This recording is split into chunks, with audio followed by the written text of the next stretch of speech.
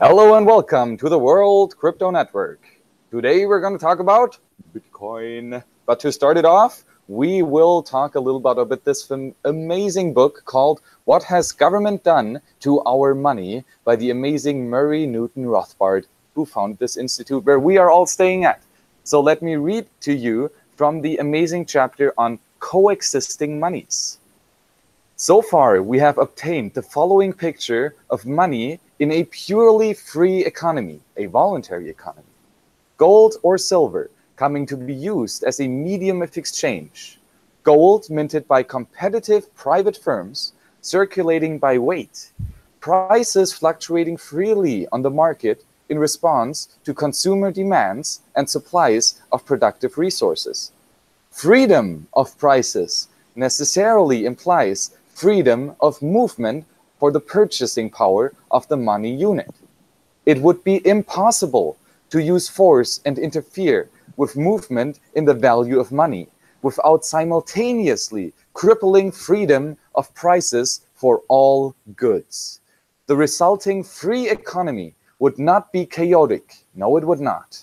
On the contrary, the economy would move swiftly and efficiently to supply the wants of consumers. The money market can also be free. And that is just one chapter of this amazing book. What has government done to our money? They have done a shitload to our money. And that is just a small quote from Murray Rothbard. This guy is relentless. He is absolutely amazing. So go out and read Rothbard. That's what we all here are doing, because we are live at the Mises Institute here at the Mises University, as always, talking about Austrian economics. But today, specifically, we will talk about the one and only Bitcoin. But not just Bitcoin, we're going to talk a bit about all cryptocurrencies, competition in money, the monetary policies, what inflation does, and all the stuff we want to talk about, but specifically targeted to Bitcoin. Because we realized that we kind of sweep you with a bunch of Mises and Rothbard and Austrian economics content here on the World Crypto Network. So you deserve a little break of all of that stuff and going to have some much fun with Bitcoin. Saifedean Ammous was so close from joining us, the great author of the Bitcoin Standard. Read it. It is an amazing book, but it is kind of late where he is at. So he is kind of sleepy. He will join us, nevertheless, eventually here live on the World Crypto Network. So get ready to that. Maybe we're gonna get him to talk to Walter Block, great Bitcoin skeptic. Maybe Jörg Guido Hülsmann, that will be amazing. Maybe Tom Woods, some of the nice professors here. But before I ramble on, we have a couple guests joining us. One here, we have Attila, who's been joining us now a couple times. Young man, Howdy. Please say hello. Howdy. So where are you from? What are you doing? What are you into? Quick introduction. I'm from Tallahassee, Florida. I came here with the recommendation of Professor Walter Block. I've been into Austrian economics and libertarianism for about 2 years now. Okay, perfect. And so what is your stance on Bitcoin? I don't really particularly favor Bitcoin over any currency. I just think we need as much competition in the currency market, both as many digital currencies and physical currencies as possible. And of course, Bitcoin is so new, it's hard to really make a true judgment as to how it performs compared to gold or silver or any sort of monetary system. Absolutely, and that is all what we're going to debate today. Is it Bitcoin? Is it not? Doesn't really matter that much because, well, we are in it for the anarchy in money, for the competition in money. So next to me, who are you? What are you doing? And what are your thoughts on Bitcoin? My name is Patrick. I joined in with Max on the previous live stream earlier, and I'm from Naples, Florida. Joined the Mises Institute now because I absolutely love Austrian economics, everything that they stand for, and it's a wonderful privilege to come here and meet all the people. In terms of Bitcoin itself, I am a tremendous fan. I was convinced significantly by the helps of YouTube, mostly. People like Max, Andreas, and everyone else who helps. The one and only, and everyone helps spread the message, explain why it works, how to do it, and all that stuff. In general, Bitcoin is a parallel option that you can do to bypass all the problems that the money has in the current system. So you can go ahead and use it properly without anyone's permission. And I think that any type of parallel institutions like that is the way to go.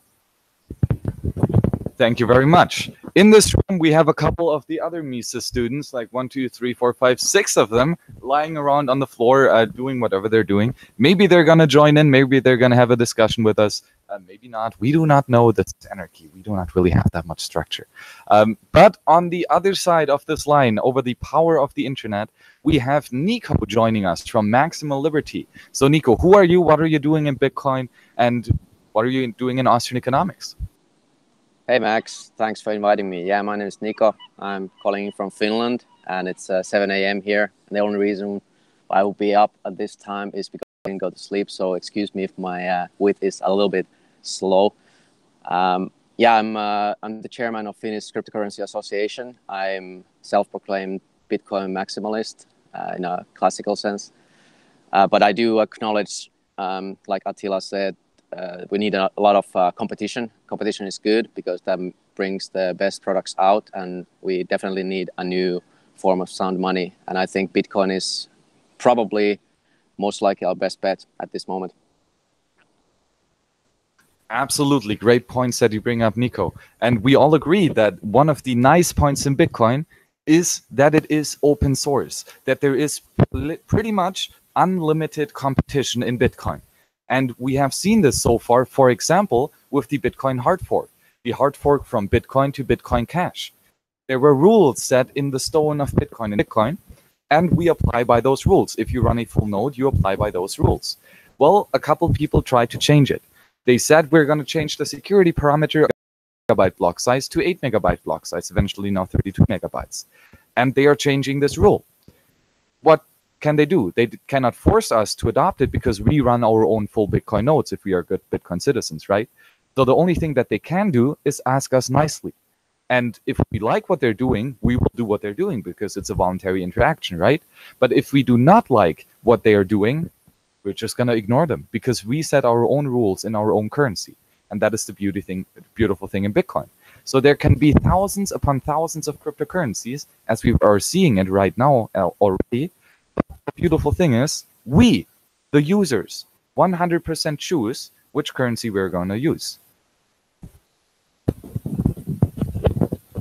Yeah, that's again the beauty of Bitcoin is you know, if you're not interested in physical alternatives such as gold and silver, there's a new digital alternative to the fiat money system, and it's all about experimentation. It's a whole new paradigm, so different from the physical world. Whatever aspects that Bitcoin has within the internet paradigm, all will end up defining the value and shaping the value over a good period of time as it's so new. So I think we'll find people who may not prefer the physical alternatives go into this new internet paradigm. And, you know, I can't predict it and we'll see.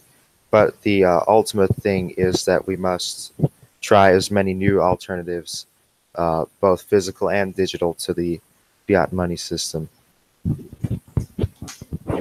I agree 100%. What are your thoughts? Me, I'm just happy that it's available to all, essentially. You can change it, and if you want to do something with it, it's in your hands. And it's essentially an adoption thing. If you want to go one way, then convince other people to use it. If you wanted to go another way, you can make it different and convince the other group to use it.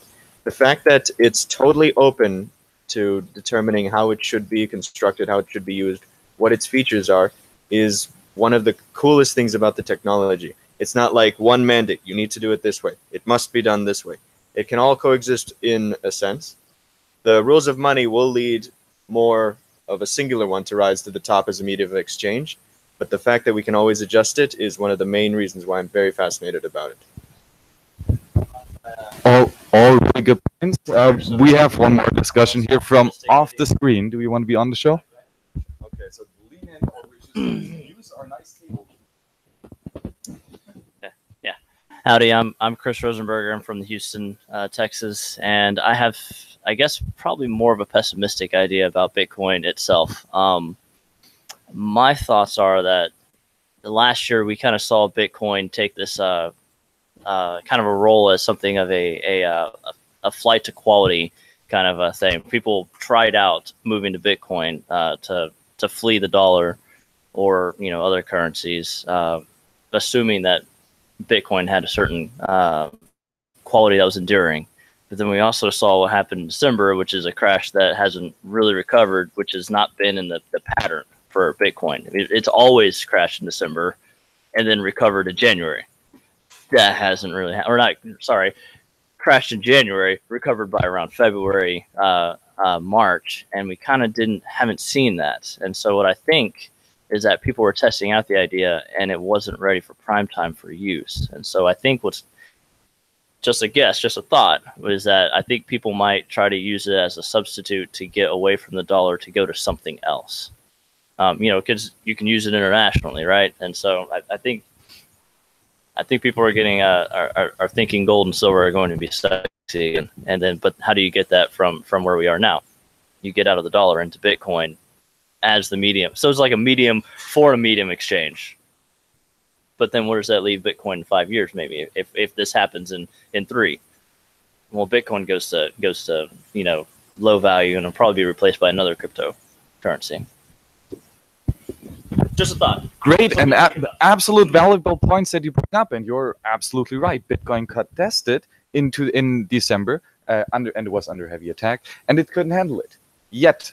But give us a couple years. Well, Litecoin right now can handle the load, but that's faith has been lost in Litecoin too, though. I mean, from December it went from 105 at the beginning of December to around 220.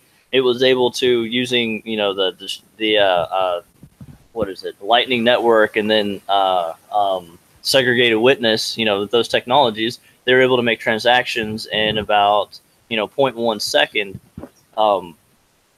in January, on average, with a maximum time of 2.5 seconds. That's incredibly fast. It's incredibly useful, and yet we're not seeing recovery for its value. So it's like even though it's a better medium exchange than Bitcoin, people are they're valuing the dollar over it right now. Absolutely. And that's the market, right? We don't know. I just want to say I've been using Lightning Network on Bitcoin since November 2017. It's been there before, and it's going strong. So it is also there on Bitcoin. But Niko, what do you think about Bitcoin, and especially the competition that we have now in Bitcoin?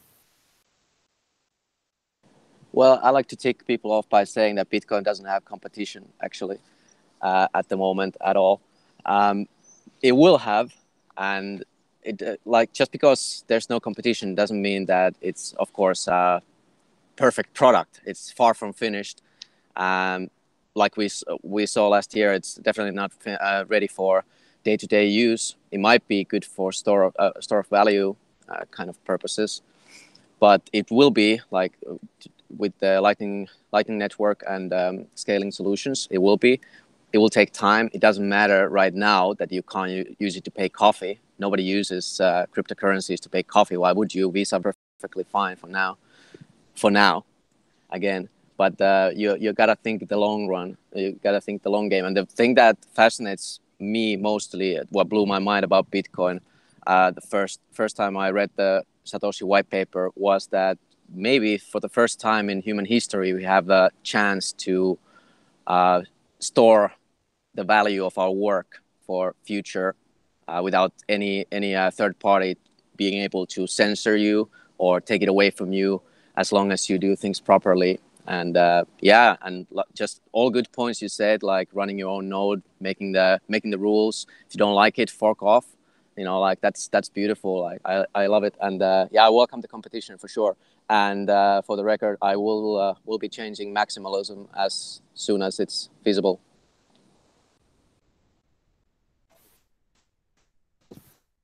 Okay, so hi, I'm Assad. I'm from Houston. So I'd say I have a more traditionalist view.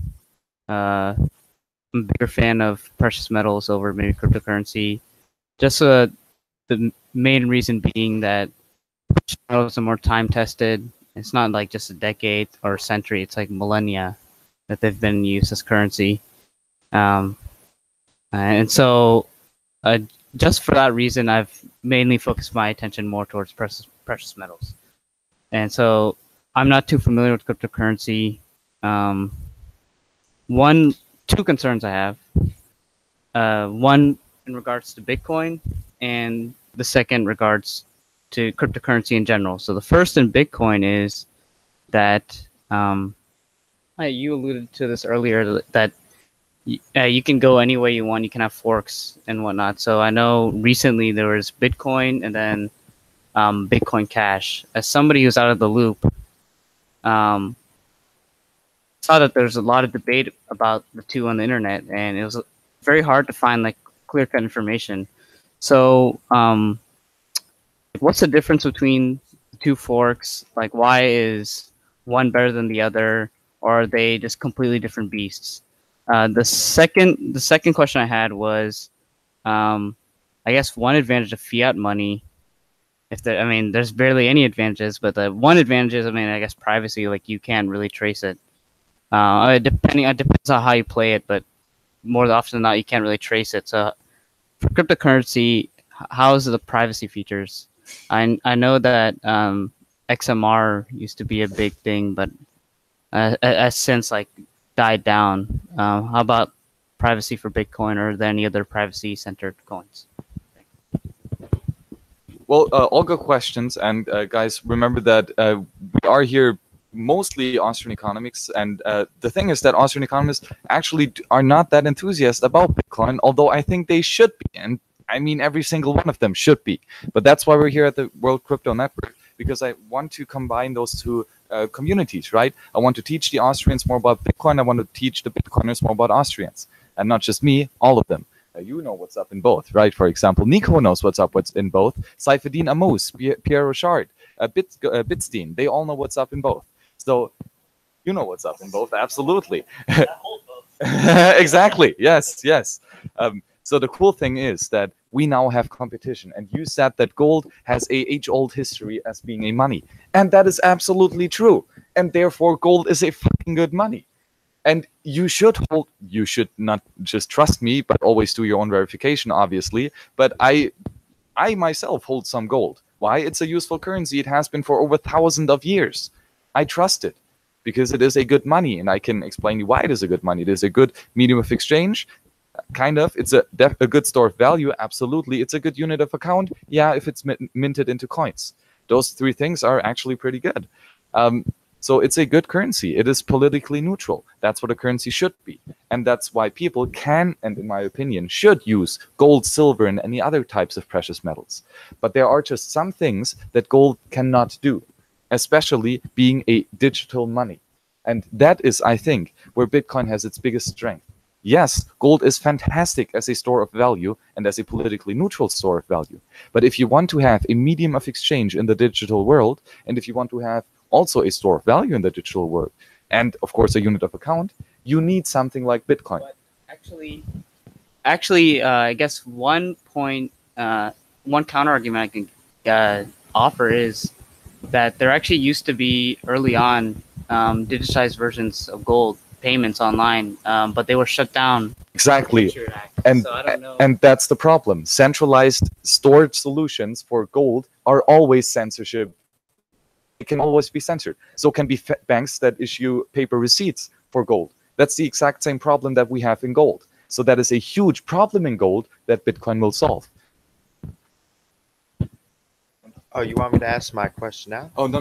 Talk about what I said about. So I'm not gonna harp, but I really do think that what we're gonna see before we have reliable settling on let's say cryptocurrencies by themselves, is that we're going to have cryptocurrencies that represent something like gold, which will make all right, so your dollar bill that's in your pocket prior to 1933, it represented a fixed amount of gold exchange. You can say, we know that there are, let's say, 22 tons of gold, gold within this facility, and it is represented by X cryptocurrency. And this cryptocurrency can then be exchanged for Bitcoin on a, kind of a, basis. I mean, because people are trying to flee to quality, and Bitcoin is something that the masses don't view as quality. They've tested it and they're kind of shy. They're gun shy.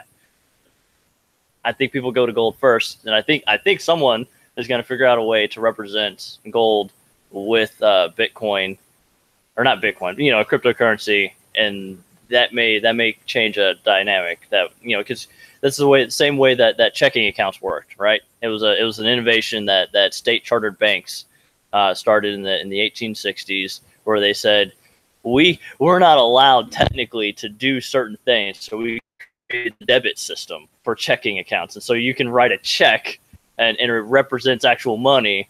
And even though we're not able to issue, you know, paper dollars to represent money, so I mean, we're going to go back to gold in a way, and then things are going to represent gold again in a anarcho kind of a manner where we're going to get around regulations. I think that's my thoughts. Good thoughts, but I would say again, we have the same problems with paper receipts that are backed by gold than we have with token-backed receipts that are backed with gold. You have a centralized point of failure that is holding the gold, and the government come in there and steal from the vault. That's what they have always done. That's what they will always will do. Such a medium of exchange is not censorship resistant, and we want censorship resistant money. But what are your thoughts? That censorship resistant part is that unique feature that I think a bunch of, like, I don't know a single thing that had that before. Yes. Besides, well, if you store it on a hard wallet, they can steal the hard wallet, but still you can intercept it ahead of time. So you always have the ability to dodge complete interference with your medium of exchange, which is in of itself like a unique feature that the other ones don't have. And stick your money. I mean, stick the money in a vault in Beijing, and then or not Beijing, Hong Kong. Sure. And then you like, and then you represent it with a currency. It is a bank, and we don't like banks. Well, no, banks themselves are not bad. It's fractional reserve banks that have problematic. If you put in a time deposit to a bank and they loan that money out, well, you're not expecting it back for 12 months. It is nevertheless a single point of failure, and we want to minimize single points of failure. You got any thoughts? On fractional reserve? No, on full reserve, but bank vaults. I'm not too educated in that area, so. Okay, now Niko, so let's you talk for a bit. So, what is the important aspect of Bitcoin? Is it censorship resistant? Yeah, it's the like you said, it's the most interesting and most unique part of Bitcoin, and that's what it brings to gold. Like you said, gold can be confiscated, it has been confiscated, it has been censored, and it is always like with the technology we have now, there is no way to move physical world objects to blockchain and then store it in your brain and then take it wherever you want. And that's what Bitcoin brings to the game, and that's the only game we have right now. So like I said, no competition. And if I may, I'll offer you another unpopular opinion. I think the price of gold might actually suffer a crash because of this, because of the utility, the extra utility that Bitcoin brings to the game. And when you look, I mean, sure, gold sure has a traditional value. It's clearly undisputably a good money, like you said. But in this day and age, in the digital age, when we're moving towards digital scarcity of digital goods, I think gold offers marginal utility in electronics and jewelry industry, and Bitcoin just does everything else better. That's my opinion, at least. Yeah, great. Absolutely. And so we have touched on this already, but the people are going crazy. They want to hear you. They want to hear the cowboy guy. Actually, so you might not know that, but on this World Crypto Network, there used to be another content creator called Jimmy Song, and he is also from Texas. You're from. I'm not from Texas. You are from Texas. Oh, sorry. Never tell someone he's from Texas when he's actually not. And never tell Texans that he's not from Texas.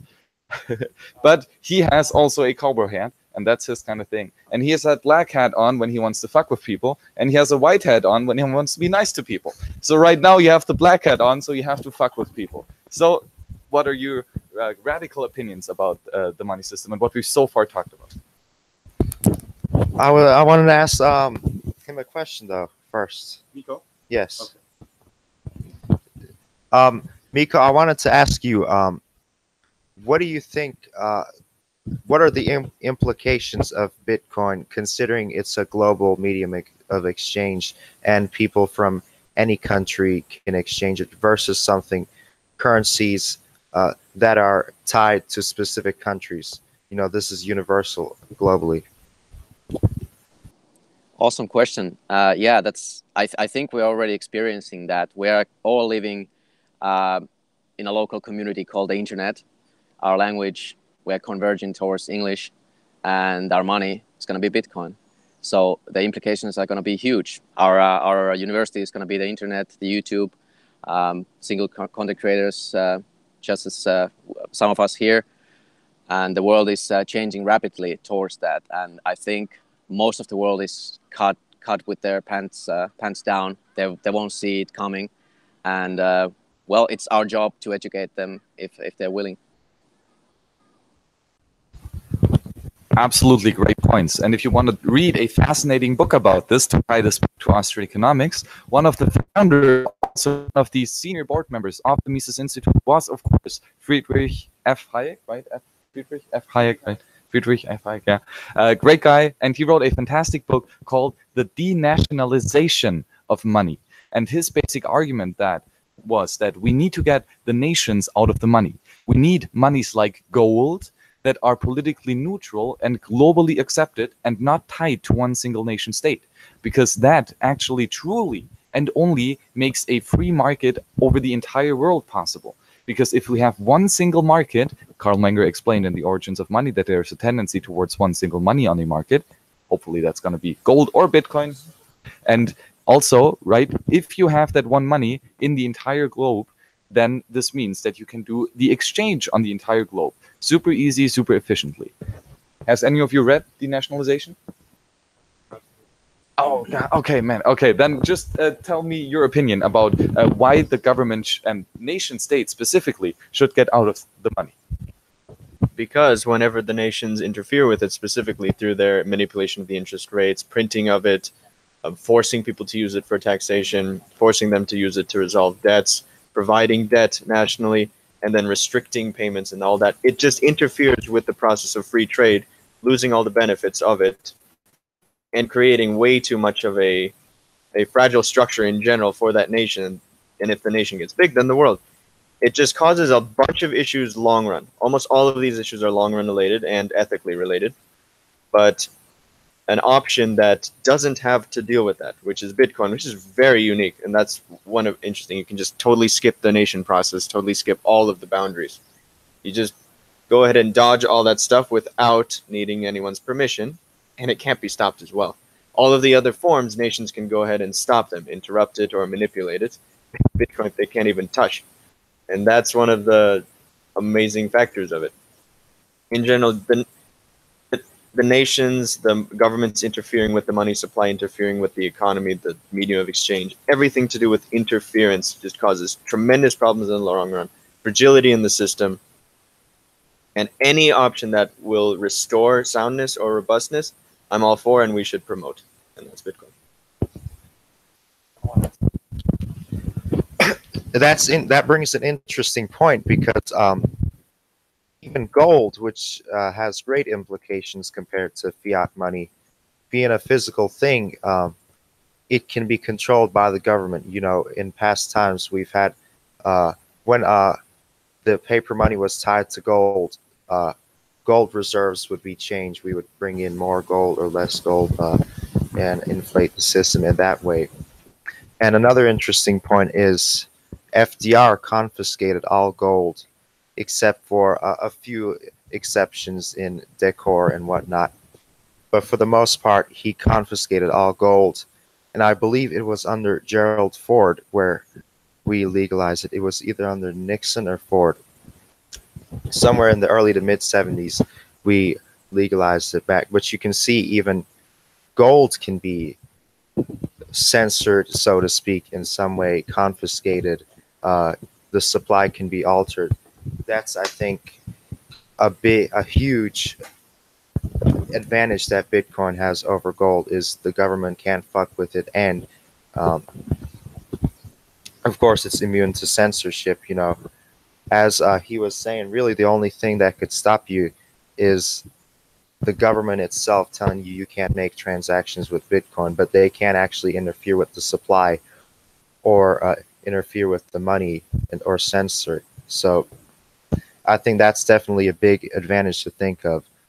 So if you're kind of skeptical of Bitcoin and you're kind of more leaning towards the physical monies, I would definitely think about that. It's an interesting point.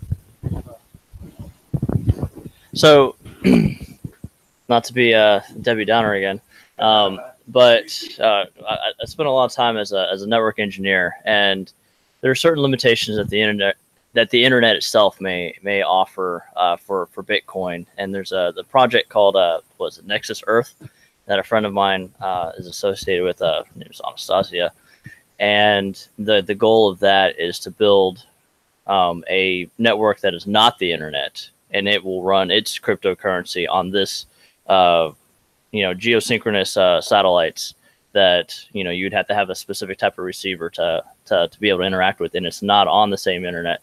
And the reason why Bitcoin, there's a reason why they went to this strategy is because let's say the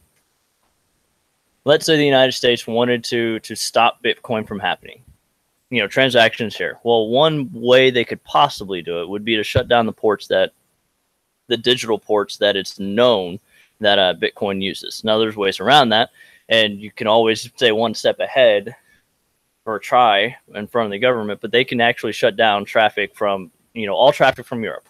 This can be done, the throw of a keystroke on a computer at the appropriate terminal. You could stop all traffic from Canada. You could stop all traffic from Mexico.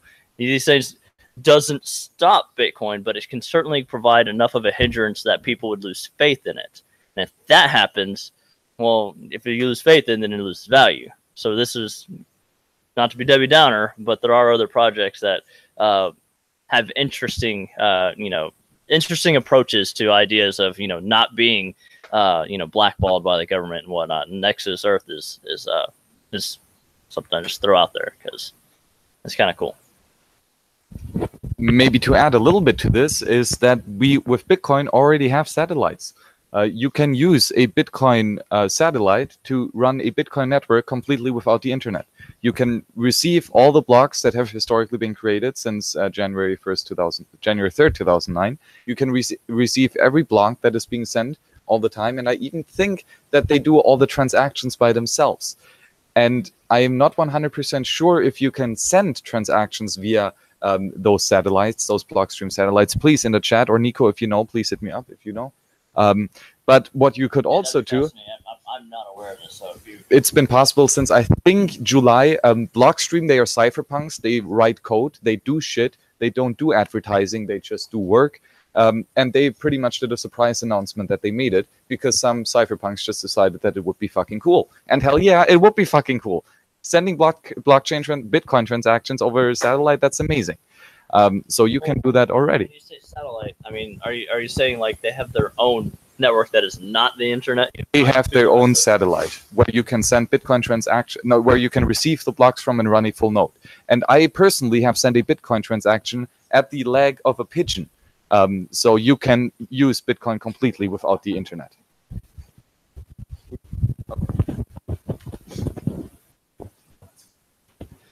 Hello, I'm Thomas. I was on a live stream just last night, and I sort of want to bring up another, like you were saying, sort of what are potential barriers to like widespread adoption of Bitcoin, and not so much a barrier, but competition, and not competition from other cryptocurrencies in the current market, but obviously Bitcoin specifically has attracted a lot of attention from even fairly mainstream politicians, and surely they're brewing up some sort of way to get in on the market so that they can control while still using the advantages of blockchain technology.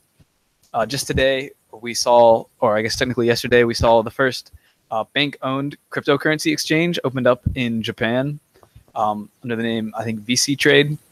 And so that gives it the ability to be regulated as if it was another sort of exchange. And so I think, I have a prediction that we might see something like FedCoin or, you know, something terrible and awful like that. A cryptocurrency which is sort of owned and maintained by the Federal Reserve using similar technology, but not for the same practical purposes and without a lot of the protections and advantages which Bitcoin, being completely decentralized, does indeed have. So I'm curious to know your thoughts on that. If you think FedCoin will be a thing at one point, or yeah.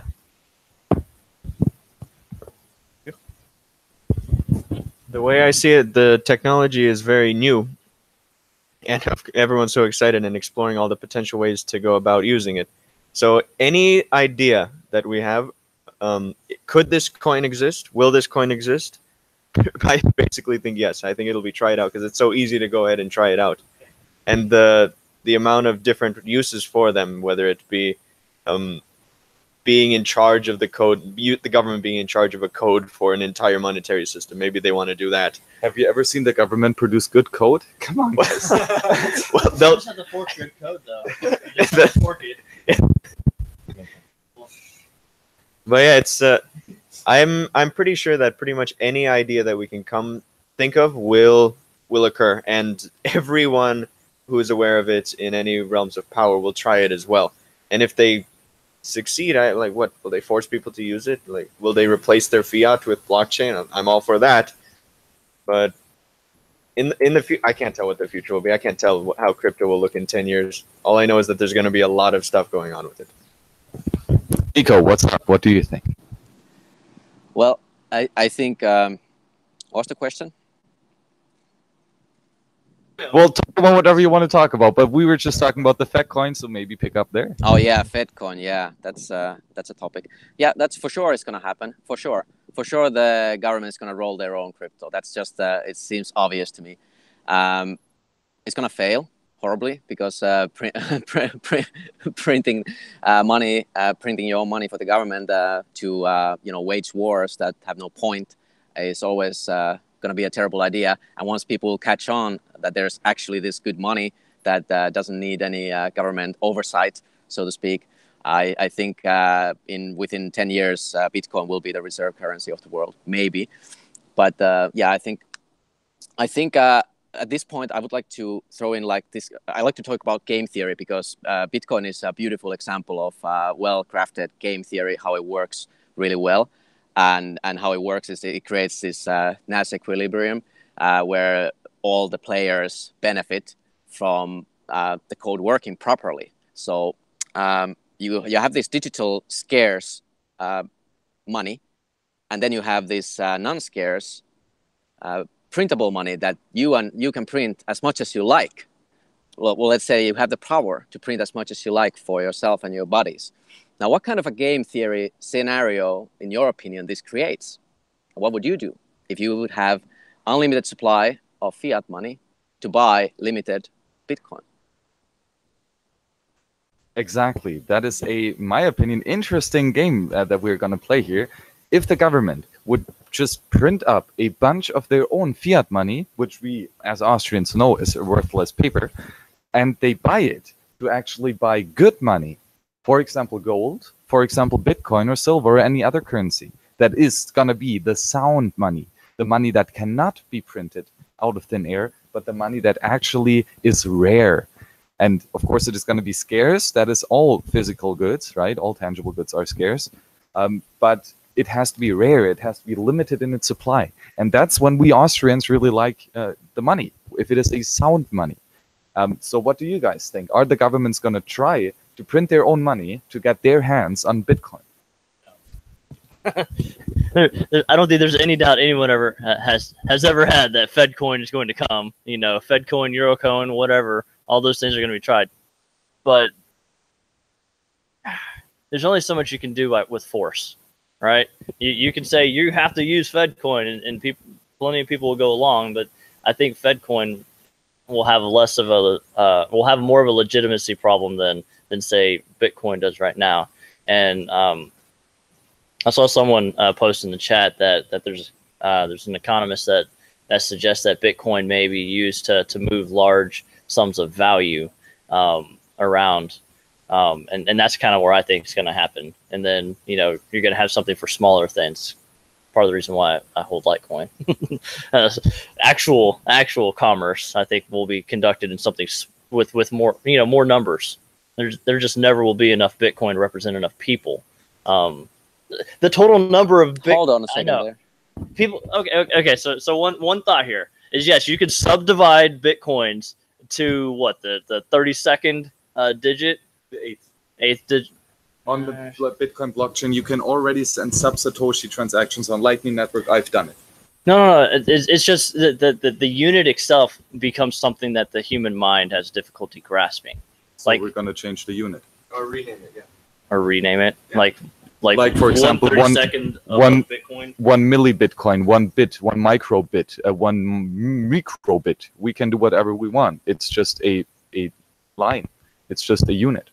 No, I think the brain calculation power for that's going to be difficult to get over. To divide by 1,000? You know how IQ works. 100, right? That's the average. That means 50% are below, 50% are above. May I chip in? You have to be able to get mass adoption for something like this to work.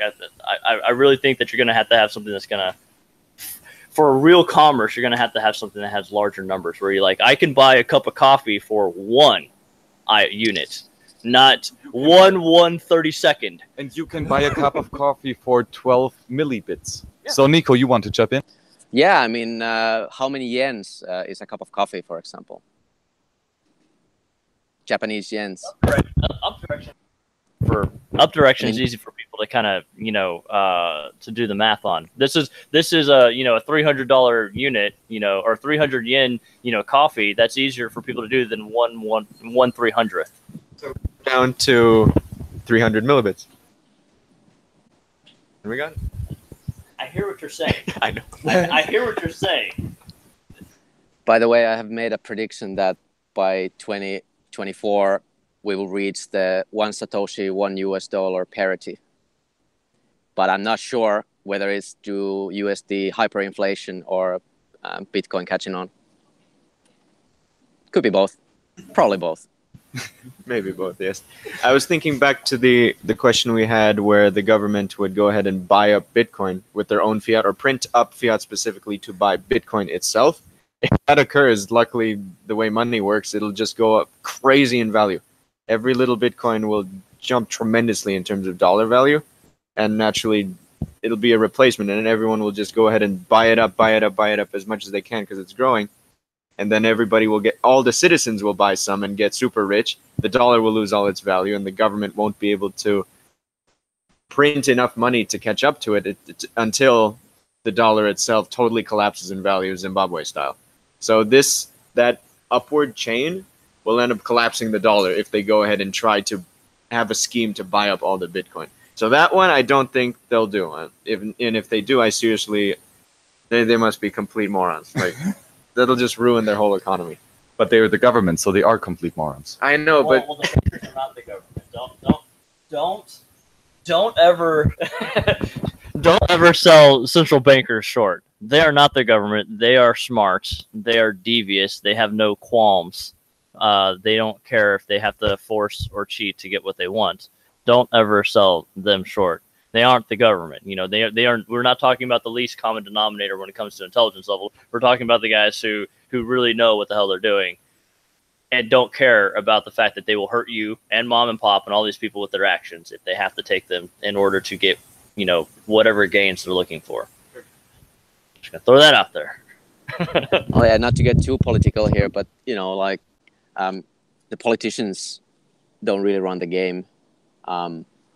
Bankers run the game. You know, bankers are, like you said, are super smart. And I'm not sure. Somebody mentioned that the Bitcoin price didn't quite bounce back as we're accustomed to.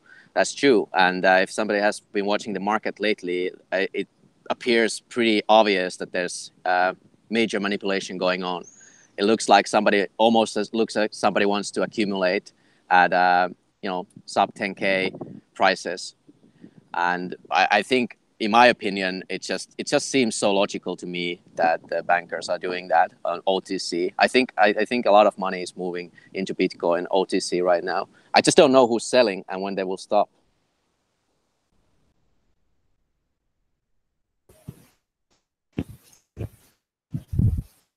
So I had another sort of concern, not about Bitcoin itself, because I feel that in and of itself being fairly safe from like direct government attack, anything like that. However, most people don't own like things like their private keys or really know what that means. At least your entry level sort of Bitcoin consumer or sort of fad Bitcoin personality, and so they use something like Coinbase, which at least the United States government has already attempted to tax, and so far it's only been on large sums of Bitcoin. But do you guys think that the sort of the complexity of something like owning a private key for the average monetary consumer will be a weak point in cryptocurrency, not in and of itself, but in its widespread use? Well, yes, adoption is absolutely important, but I think it is important on the individual level. So you, as the individual user, can decide if you're going to use Bitcoin or not. We will never reach mass adoption because I don't really think that there is such a thing. It's you use it or you don't. And that's all we can say. We're Austrians. We believe in the individual, in the free human being. And if, for example, I, as an example, decide to use Bitcoin as my only currency, I do that. And I no longer use the euro. And I'm no longer affected by it. And you can do that right now. There is no issue with that.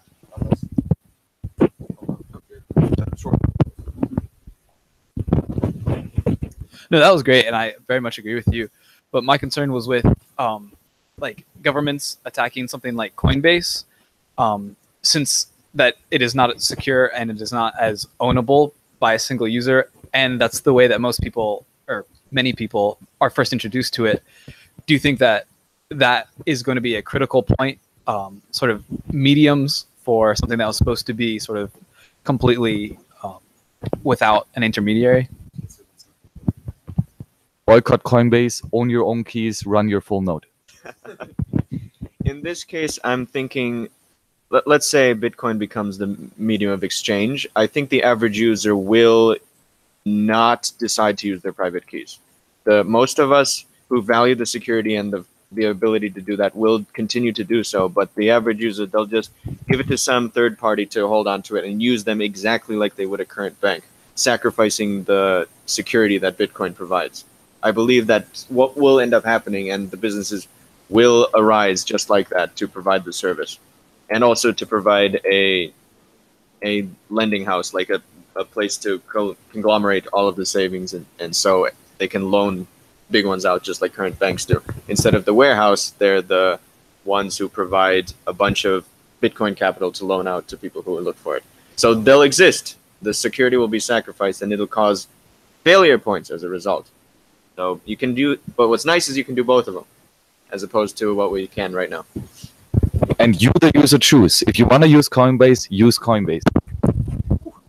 Yeah, that's absolutely back. So This guy. not this guy. No, Not yet. no. They want you. Just start talking about something. This guy's got a better hand right here. So I have a thought. I have another concern. So as Austrians, we're more interested in explaining what's happening in economics as it is, instead of saying how it should be, or what we think, based off some mathematical formula that's based off, not in reality. When we talk about saying you use the currency yourself, if you choose to or not to, well, that's not how like money works. Money is the generally accepted medium of exchange. So if 70% of the population doesn't use it, you're not really playing with money. The 30% that are. Does that make sense? If I can't go down to Walmart and make the exchange and Bitcoin isn't fulfilling the role of money. It's fulfilling another role, but maybe not money. Does that make sense? As a concern, a thought. It absolutely does make sense, and there is a natural tendency towards one single market one single money in the market. Menger proved that. Mises proved it. Rothbard says it. It's the truth. It's economic law. But So that is important, and we have to say that. But this will take time. You know, this is not going to come from one day to the other. And again, we have to argue from an individual perspective, also in money. Yes, money is a global economic phenomena, but we can also argue from the individual side. And again, for me as an example, I use Bitcoin in 95% of my transactions. I bought for this flight here to Auburn, Alabama in Bitcoin. I buy my groceries in Bitcoin. I buy my shirts in Bitcoin. At local farmers market. You cannot go to Walmart, but you have to shop locally, decentralized. That's where you can use Bitcoin. And that's when you can use it. And for me, Bitcoin is 100% a money. It is not just a game token. It is my money. I use it. Just as gold could be a money if I use it a lot. I also do use gold and silver a lot. I have a bunch of smaller than 15 gram silver coins, which I use in everyday transactions as well. But many people don't accept Bitcoin, and some do. Yeah, exactly. But then it's the... and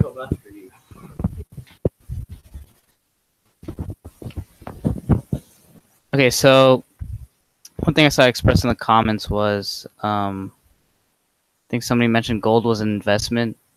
At least from my understanding, in the current fiat monetary system, gold and precious metals in general are viewed as more of like insurance against hyperinflation.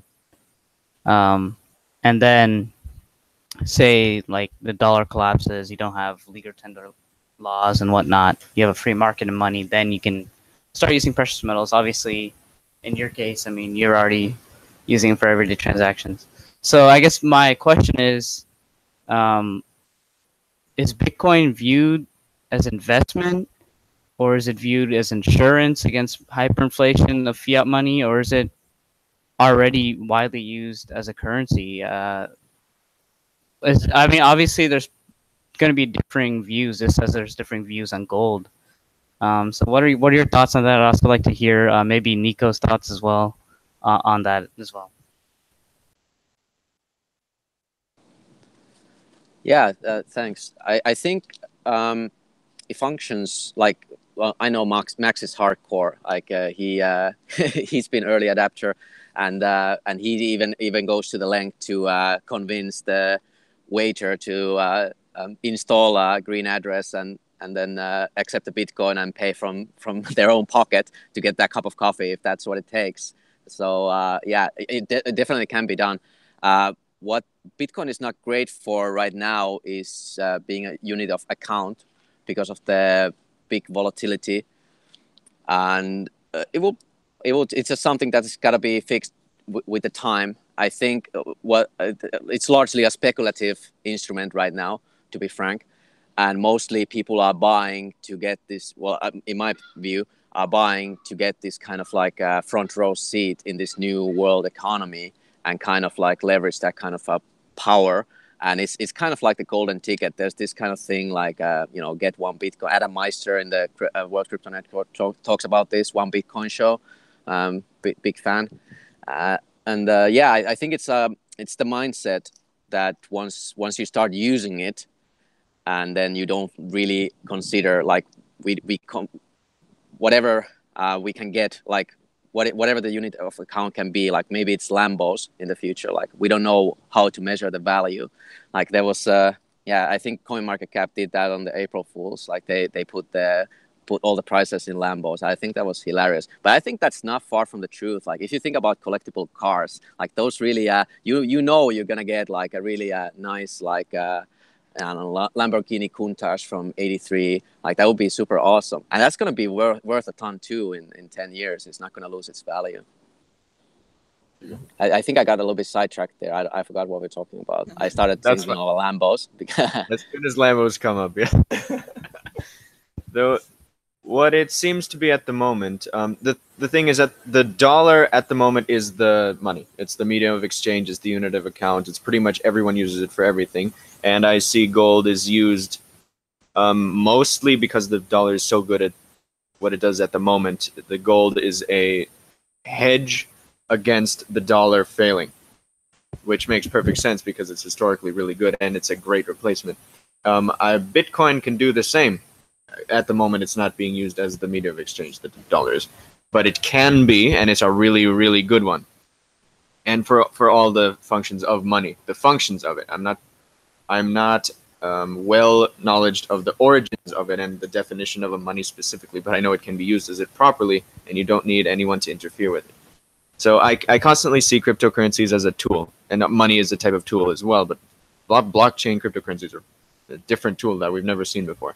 So whatever people choose to do it, they'll choose to do it. So they can use it however they want. It's a tool.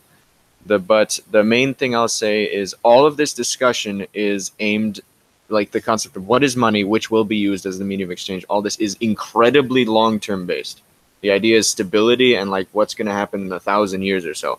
A lot of it is strictly about the long term rather than the short term, which will confuse our short-term understanding of it, because at the moment, none of the blockchains, none of the cryptocurrencies have gotten to that successful long-term point where everyone trusts it and uses it as their main tool for medium of exchange, storage, investments, all that sort of thing. So over time, we'll see which wins, and fiat's gonna lose. That's not a question. Long run, it's done. It's not sustainable. Short run, it's winning, and it'll continue to win. Short run. One quick thing, then we can give it to you. We see the same thing here with the internet, right? With the internet, we saw in 1990 that it is going to be huge. I mean, not we, I wasn't there, but the cypherpunks did. It was going to be huge. We knew that we were going to like do commerce on the internet. We knew that we were going to do money on the internet eventually. We knew that we were going to do social media on the internet. But could we do it in 1990? No, we could not, because the technology was not there. The potential was there. The vision was there, but the technology was not. This will take time. This is nothing easy. Doing a money out of nothing is fucking hard. And especially if it's being attacked 24/7 the entire year, ever since even before January 3rd, 2009. Bitcoin is attacked 24/7. It still has an uptime of 99.9992%. It is still pretty much unbreakable. It is still unbroken. And this is difficult. This is not easy. And this is why we have to be careful with what we do on a technological level. Because it is fucking hard. Bitcoin is not the first digital currency. The first one was in 1982. They all failed. Why? Because it's a difficult problem to solve. Creating a scarce good in a non-scarce world. The internet. Max, I'm running low on battery. If I can just quickly say something. I think I'm going to probably drop off.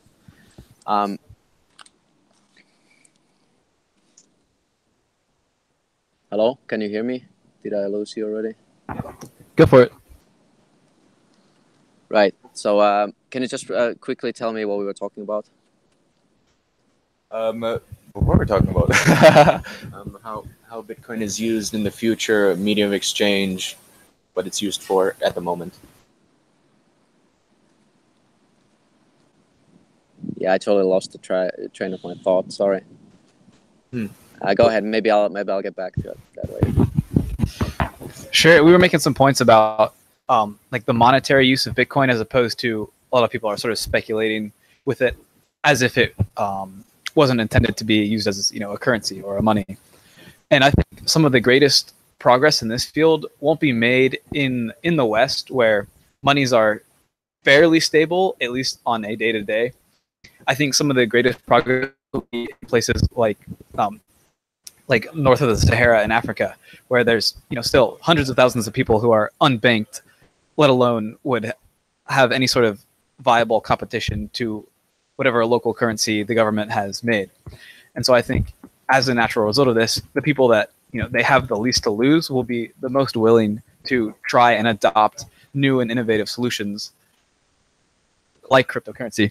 And there's already some examples for this. So a lot of Zimbabwe, for example, they use M-Pesa, which is essentially a way for it's a way for people to make monetary transactions over a phone and over SMS. So without even any internet usage, you're able to send their M-Pesa. We already have some examples like this, as we were talking about earlier, with a program called Cointext, which allows you to send Bitcoin Cash. So sorry for the core fans out there, but you can send Bitcoin Cash over SMS without any access to internet data. And so something like that, I think, will be very apt in the African market. Absolutely true. I just want to point out that we have the same thing in Bitcoin since I think 2012. It might be a bit earlier, a bit later, I don't know, but it's not new tech. But it's cool. It's fucking amazing, right? Yeah, it is amazing. And now I remembered what I was talking about. You were talking about the internet of the 90s, and that's the thing. I'm not sure how old you guys are, but I was there. I was using internet in 1994 before Netscape, and I remember how it was. It was horrible. Nobody wanted to use it, but it was awesome to me. It was clear as day to me that was the future. It was obvious, and people kept telling me like, why are you wasting your time with those chat rooms, and why you don't talk to real people? Like, what are you doing with those?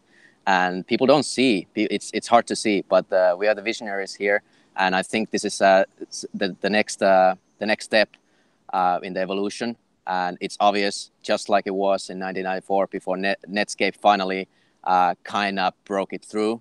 And in the early 2000s, we really saw it start booming. And I think we are about to witness something very similar, but with the addition that we already have the internet, which will expedite absolutely everything.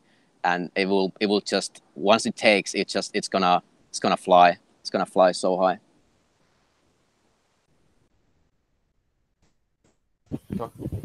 Great points there, Miko. And he was bringing something up in his personal life that I think was interesting. How he uses Bitcoin as a medium of exchange, and the companies in which he does business with. And the firms are not big companies like Walmart, as you said. They're small, I would imagine kind of self-subsistent sort of firms. So to the liberals and the commie bastards out there, he has the black hat on. He is wearing it. If you really want to help the small guy, and if you really hate the big supposed big corporations, money is an excellent way of countering that, especially government set monopolies, not just the naturally big corporation, but of course the government set monopolies, and gold or any sort of alternative currency. But I think with this example, you can clearly see that Bitcoin fulfills that task. Absolutely, I agree 100%. And in my personal example, this is for me a active decision to support actively my local community. Why? Because when I walk into the store of the local community, guess who am I going to find? The owner of the fucking store. So I can talk to him and ask him, hey, euro is shit, right? He's going to be, yeah, it is. I'm going to be, okay, perfect. So let's use something else.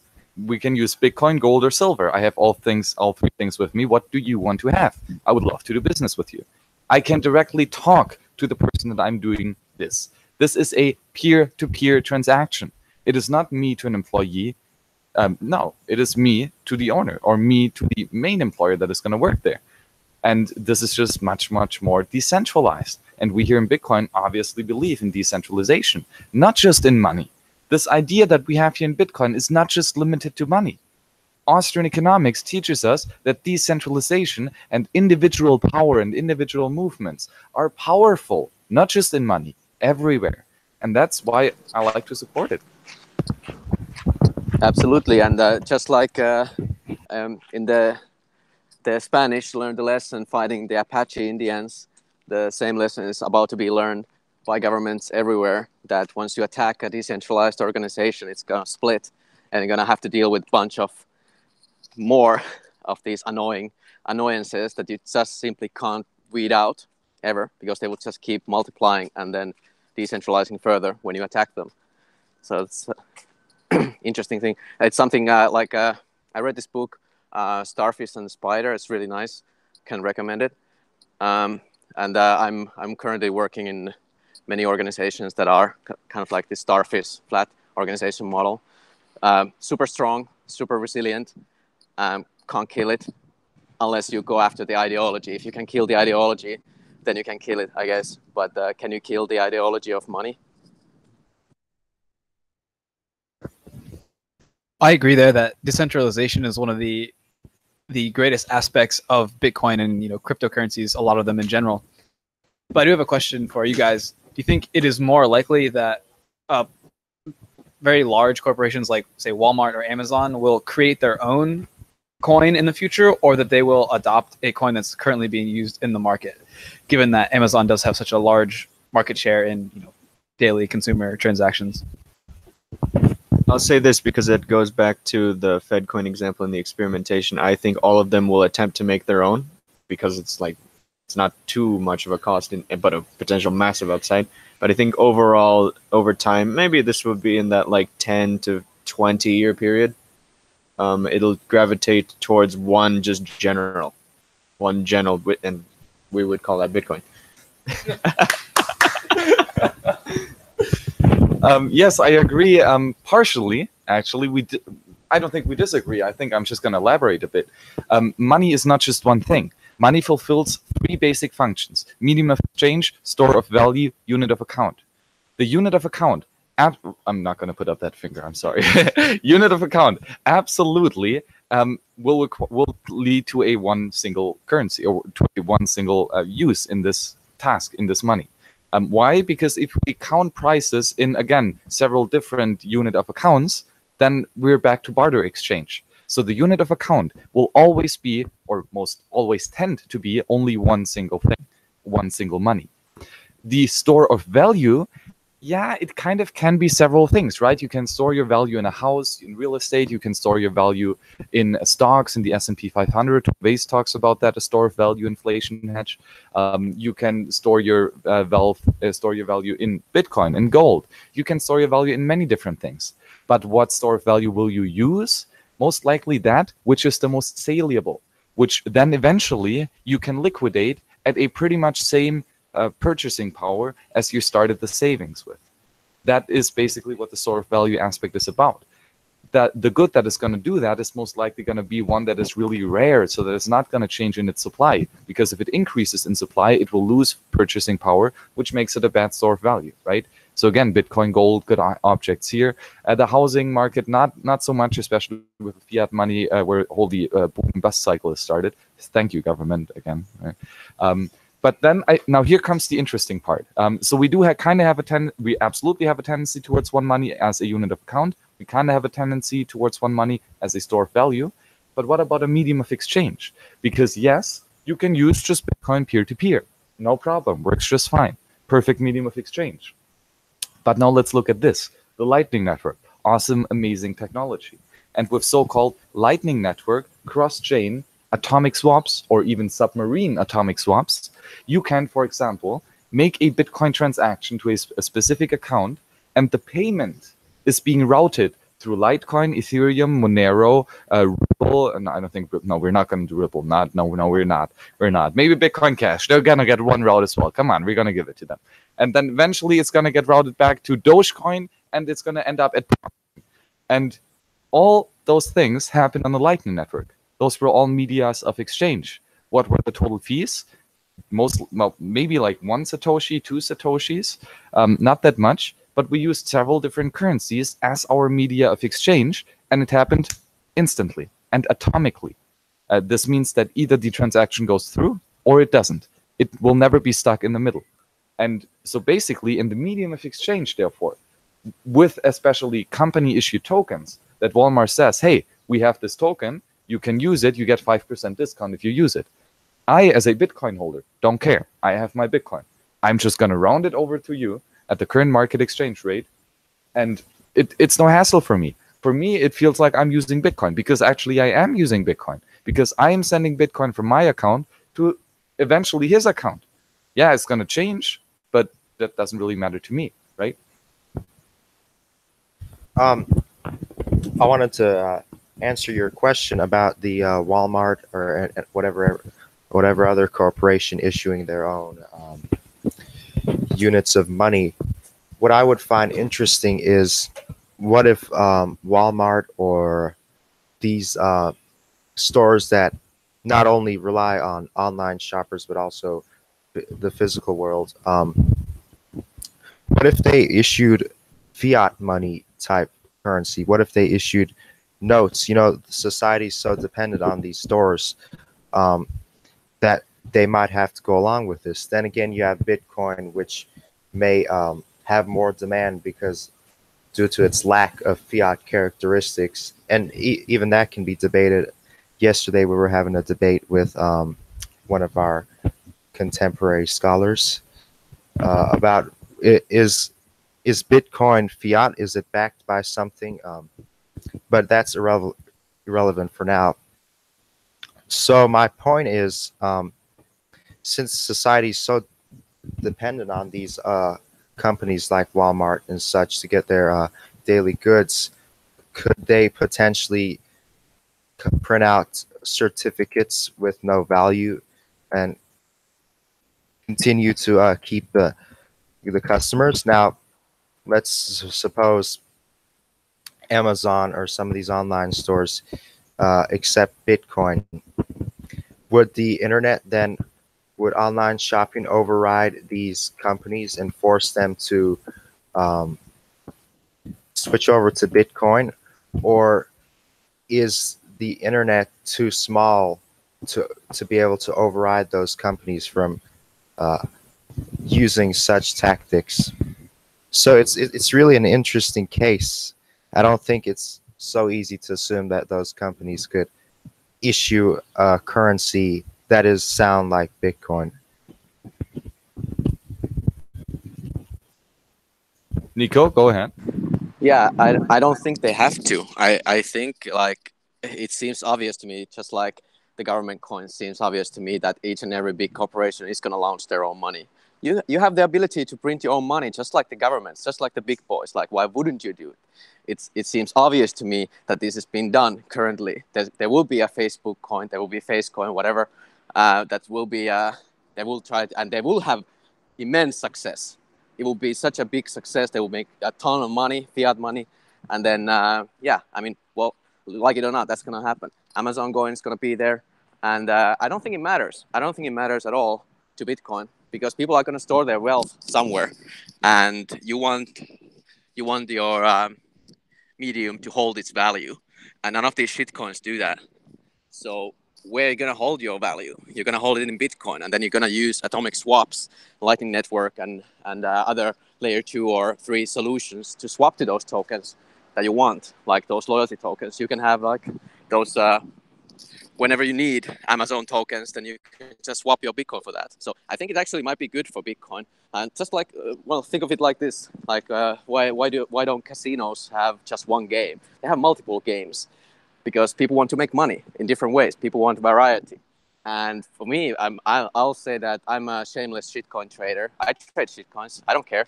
I just want more Bitcoin. So that's the game I play.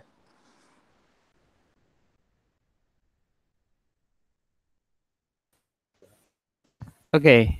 Yeah, great points. I just have another question. So obviously I'm not an expert in anything cryptocurrency, so I'm still learning. Yeah. Well, so in the Austrian tradition, it's taught that money was originally a commodity, and then that's how it gained its value, and then eventually it was adopted as a medium of exchange.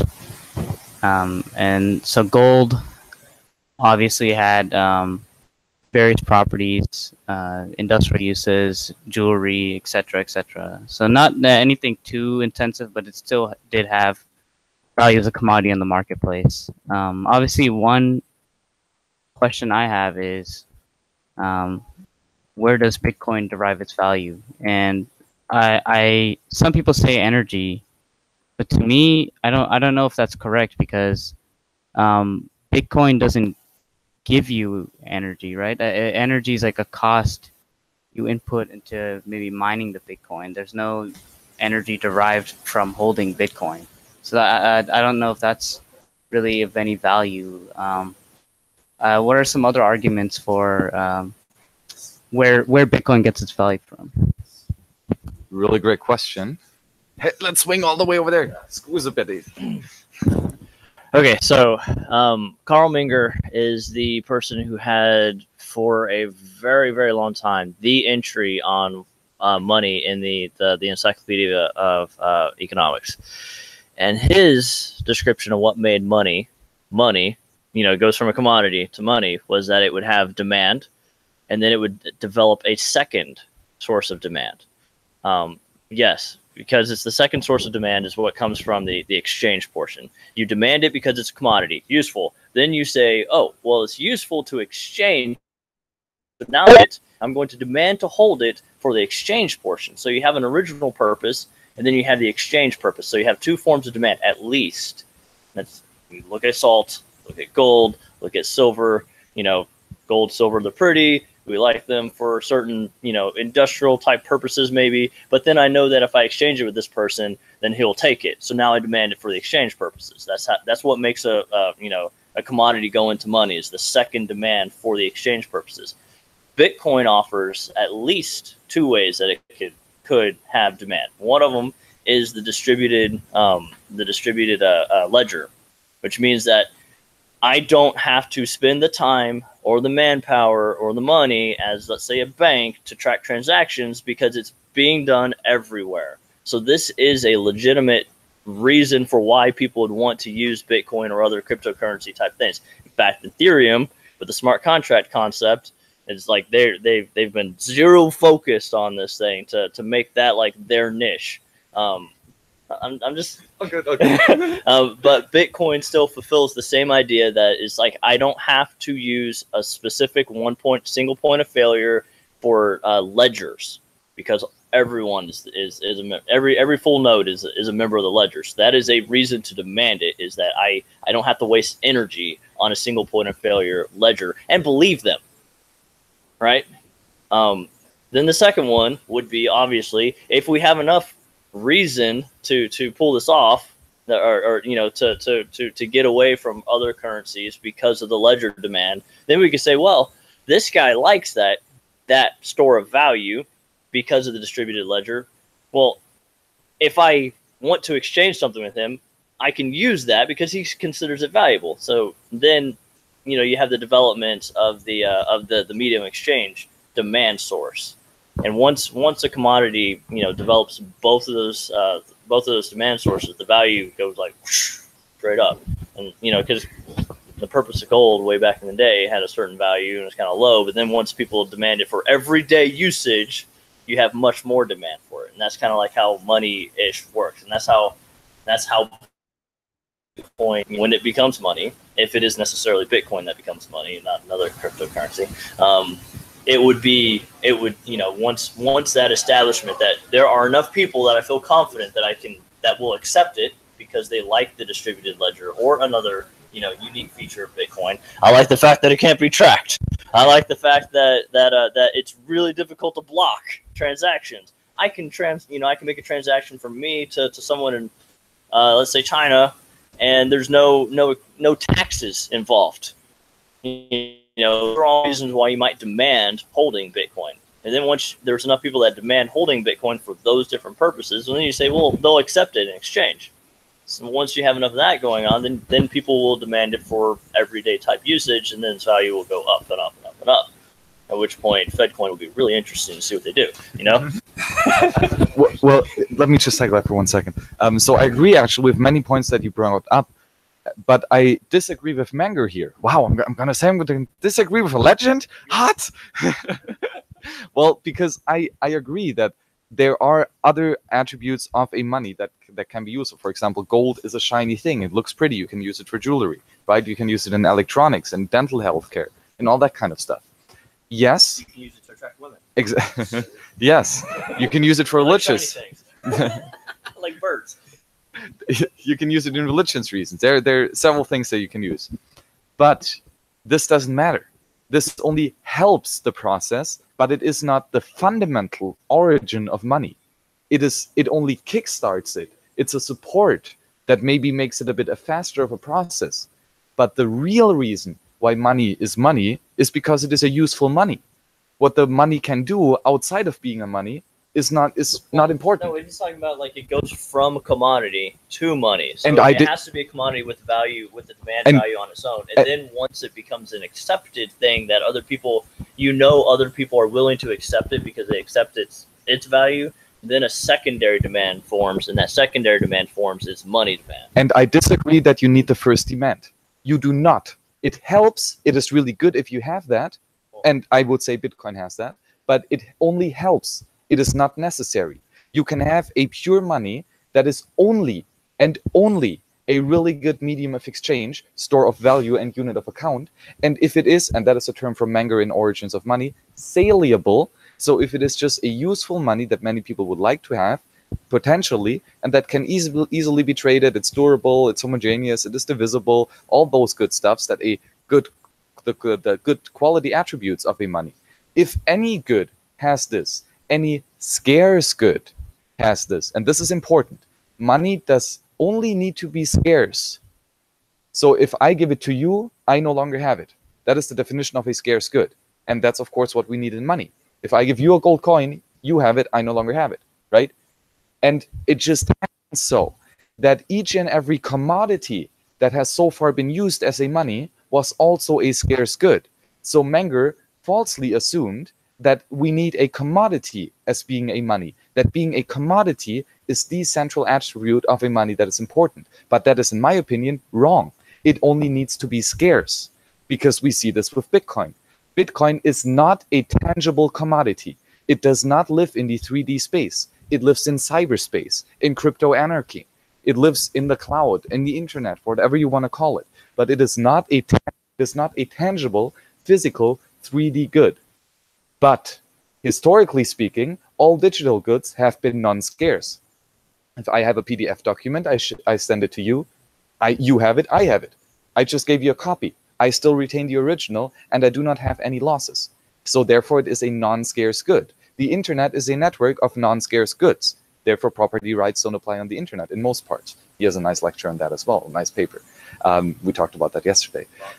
But the important thing is that Bitcoin creates scarcity. It introduces scarcity in a network of non-scarce goods. If I send you a Bitcoin, I no longer have it. You have it. And this means that because we now have a non-tangible but scarce good, we can have a money that is not a commodity in the classical sense. But if you define a commodity as being something that is tangible, then yes, Bitcoin is a commodity. And therefore, Menger's principle still applies.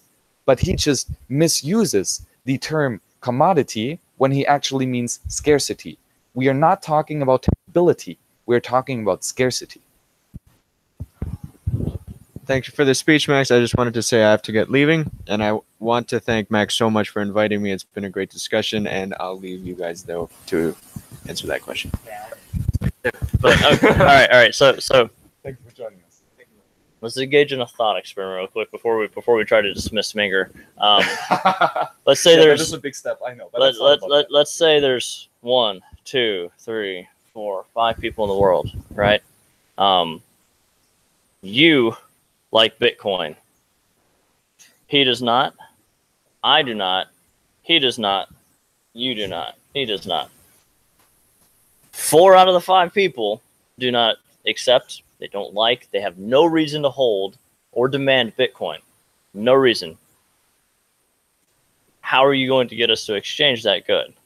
Because if you can't exchange it, it's not money. Absolutely, but this is the case with any good. If I am the only one that likes gold and you 4 do not like gold, I cannot use it as money. So this is not a case dismissing Bitcoin. This is a case dismissing money. If I'm the only one holding a money, a good, a saleable good, well, it's not saleable. Therefore, it is not a money. But what I can tell you is, look at this. I have this magical internet thing. It is not shiny. It is not useful. But what it really good at is being a unit of account, store of value, and medium of exchange. And because it has those 3 attributes, and because it is scarce, it is a really good money. And then I can explain to you, or rather we would find on the free market, that if we use this money together in the economy, we will be more prosperous with it than without it. But So actually, I do have a counter to your argument. I think just because Bitcoin hasn't, in the grand scheme of things, Bitcoin hasn't been out too long, I think you are disregarding that there was a pre-existing demand for Bitcoin. It was a technology. Yes. It might have been a very short period, but it was a technology, and yes, it was from the get-go intended to be money, unlike any other good, which was, just a commodity. And then, but like, I could have come out with a piece of paper and said, hey, look, this from now on, like this is the perfect money, but without any without any demand, like it wouldn't have been actually adopted. Bitcoin had that underlying blockchain technology, and we see like it's being used in many more applications other than money, right? So it's not necessarily restricted to money. Blockchain is not necessarily only used for money. So I think Menger is right. I think that I have to disagree with you, because if that blockchain technology wasn't there from the start, Bitcoin wouldn't be where it was today. Let's talk. Niko, you're up next. Oh, and Rico just joined, but Niko, you're up next. I just want to say one thing, a great point, and I agree. Bitcoin has other values than being a valuable money. I have a university degree that is saved on the Bitcoin blockchain, and it's an immutable record, which I'm not going to use for my money storage. I just use it to store my university account. So yes, Bitcoin has those other properties, but I'm saying it doesn't even need them. It is enough if a non-tangible but scarce good is a useful money. But Niko, please go ahead. Yeah, that's just the gravy. Like, you know, money is the essence, but then it can do so much more, like asset management. Like, for example, these sidechain solutions that are coming to Bitcoin are just mind-blowing. Like, I just learned about this SKYPE project, which is apparently a way to transfer assets over Bitcoin blockchain as a sidechain solution. And what that means is that not everything is recorded on the main chain, but on the sidechain, and then transferred to the main chain for safekeeping, because well, let's face it, Bitcoin is the only provably secure blockchain at the moment. So yeah, it's quite interesting to see what kind of actual uses there will be. I think the possibilities are endless. I think everything is going to be tokenized in a way, and all the ownerships of like real estate, basically anything, is going to move to the blockchain at some point. Oh yeah, and about the network effects, I don't think the first telephone was like immensely useful either. Like adding a second one made it infinitely more useful, and then well, of course, once the network grew, it became obvious that everybody needs one. So I think the same thing is going to happen with Bitcoin. Great points you bring up, Niko. But we have joining for us live from Paris, Rico. And Ricardo, how are you doing? Oh, welcome, guys. Hey, I've been watching you guys off and on all week. You have had some excellent speakers, excellent students. Bonjour. It's a beautiful sunny day in France. A lot of chemtrails. That's what I've been staring at for like the last 2 hours, is chemtrails. It's just the city of them. But anyways, I do want to let you guys know what you're talking about goes completely in line with Austrian Economics. The idea of the Keynesian economics, the system that's completely got us to where we are. We're literally swimming in our own trash. You've got every country buying to this debt. Everybody's on top of each other. It's just a domino stack waiting for one to tip.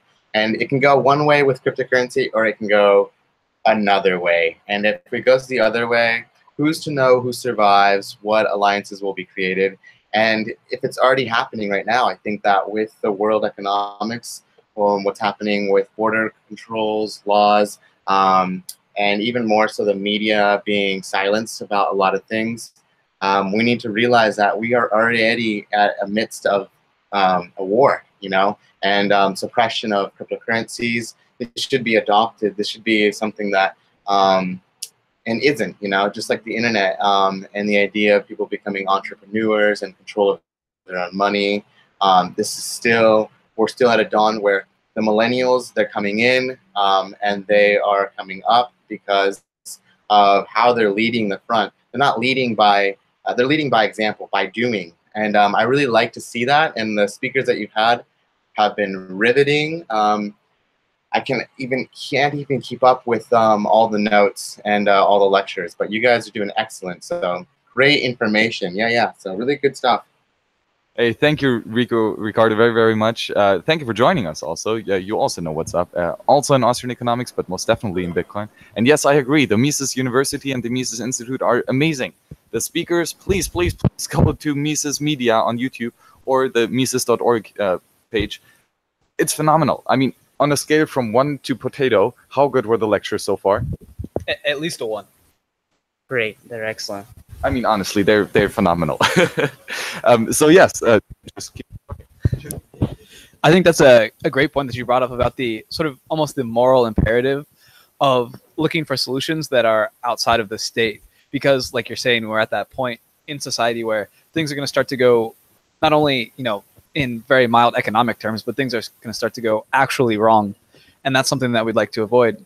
And sort of like we were asking the question earlier about, doesn't something have to be useful for it to be money? I think it's almost opposite in the case of the most innovative monies. I'll give an example, or maybe two. The first being, like where I grew up in Florida, the Native American, the Indian tribes, they didn't use gold. What they used was, disposed oyster shells. They didn't have use for those necessarily. They were essentially tossed into big piles for the longest time. Then they realized that they did fit some of the categories of money, and so they were used up until a point. Another example would be like cigarettes in prison. A lot of people just don't smoke cigarettes. However, what they can do is they can trade them and not barter for them, but it is more commonly sought after, to arrive at that double coincidence of wants. And so even though it doesn't have a specific use to individuals, it can arise to the point where it becomes a useful money. So I think that is where a lot of the potential in Bitcoin lies. Okay. All right. Thanks, guys, for your points. I had a question for everybody. Hi, Rico, and also Greetings. So I guess since you just tuned in, I'm like complete beginner to cryptocurrency, so I'm just asking every question But I an can. expert in Austrian Economics. So he's basically a Bitcoin maximalist. We just have to tell him that he is. All right. Yeah. Convince me. All right. Try your Oh hardest. yeah. So- Actually, I got into Austrian economics through Bitcoin, so I'm the opposite. Okay. And Okay. I think in a way, inverted version of you then. I mean, they're both similar. We both hate fiat money. Like we both hate the government. So it's almost Yeah, well, there you the go. same, So I guess my question was, so I like to plan any contingencies. I like to take care of any risk. I'm a finance guy. I was just curious. Security is one thing that people in Bitcoin and cryptocurrencies pride themselves in. Are there any known vulnerabilities in Bitcoin? Obviously, one way you can mitigate any risk is diversification, and you being a wise man have done that by having precious metals and Bitcoin. But say if I hold only Bitcoin, that's it. Like I'm a firm believer in Bitcoin. What vulnerabilities are there to me, if any? Well, I would say that there are, first of all, many vulnerabilities. And the potential is unlimited. Why do we know this? Because previous cryptocurrencies have all failed drastically. Like, not even a little bit, but completely. And if a cryptocurrency fails, it usually fails completely. So is there a chance that Bitcoin will fail completely because of a cryptographic flaw? Absolutely. Of course, yes. Any technology can break. Of course, yes. But what is the chance of Bitcoin doing so? And do we know of any vulnerabilities right now? There will always be unexpected things, but do we know of any right now? Well, what we do know is that Bitcoin has worked since January 3rd, 2009. That's over 18. Wish I was that long. Over 9 years now, right? 9.5 years. And we're gonna get like the 10-year birthday anniversary. That's gonna be amazing. Hell yeah. And so it's had an uptime, so it has been continuously working as planned, as scheduled for 99.9992%. It's basically unbreakable. There was a little security flaw that did create, I think, like 5 billion new Bitcoins out of thin air back in 2010, I believe. It was a flaw in the software and the consensus rules. Of course, we noticed, and we fixed it within 1 day. And we did a really emergency hard fork to fix that issue. Nothing else was changed. It was just a security bug that was fixed. The developers of Bitcoin, already back in 2010, when it was a little science project, already were so good that they saw the flaw as soon as possible and changed it as soon as possible. No damages were done. That was one of the major Bitcoin flaws that happened. Other than that, yes, there might have been some little things, but because Bitcoin is an open source project, many thousand people look at it. And this means that if there is a security flaw, well, those people are going to find it first. I'm much more confident that free people that are working on a project voluntarily and out of their own heart because they want to work on it will find a flaw much sooner than a government bureaucrat that is being paid by stolen money. That's a great response. Can I add to that really quick before I go on? To what you just talked about, Max, and to the question, you can almost just ask the question to the systems and the banks that are currently we're relying on to exchange. What are the risks in investing in fiat and using fiat? And we've already seen that. We've seen that in all the banks crashing. It's been a pattern and pattern again. We see the people who are in control. That is the problem. We're in it. We're wading so far in it, we can't even realize it. So I don't believe Bitcoin is a problem. I believe Bitcoin's a solution, but it's the biggest fear because we're all at a summit right now. And the summit, it is Bitcoin. And no one's really ready to ride the wave and really to take on that massive, just that massive wave of risk, you know? And those who have came out on top early, and those who know what's going on probably invested in futures. But the question really is, what is the risk of keep investing in the banks and the markets that we're already using? Why not push this, I hate to say it, but this agenda, this idea, this version of finances that you control, that you have your say. You literally have a say in the world of economics on an international level when you hold your own node, when you're trading altcoins, if you say to get more.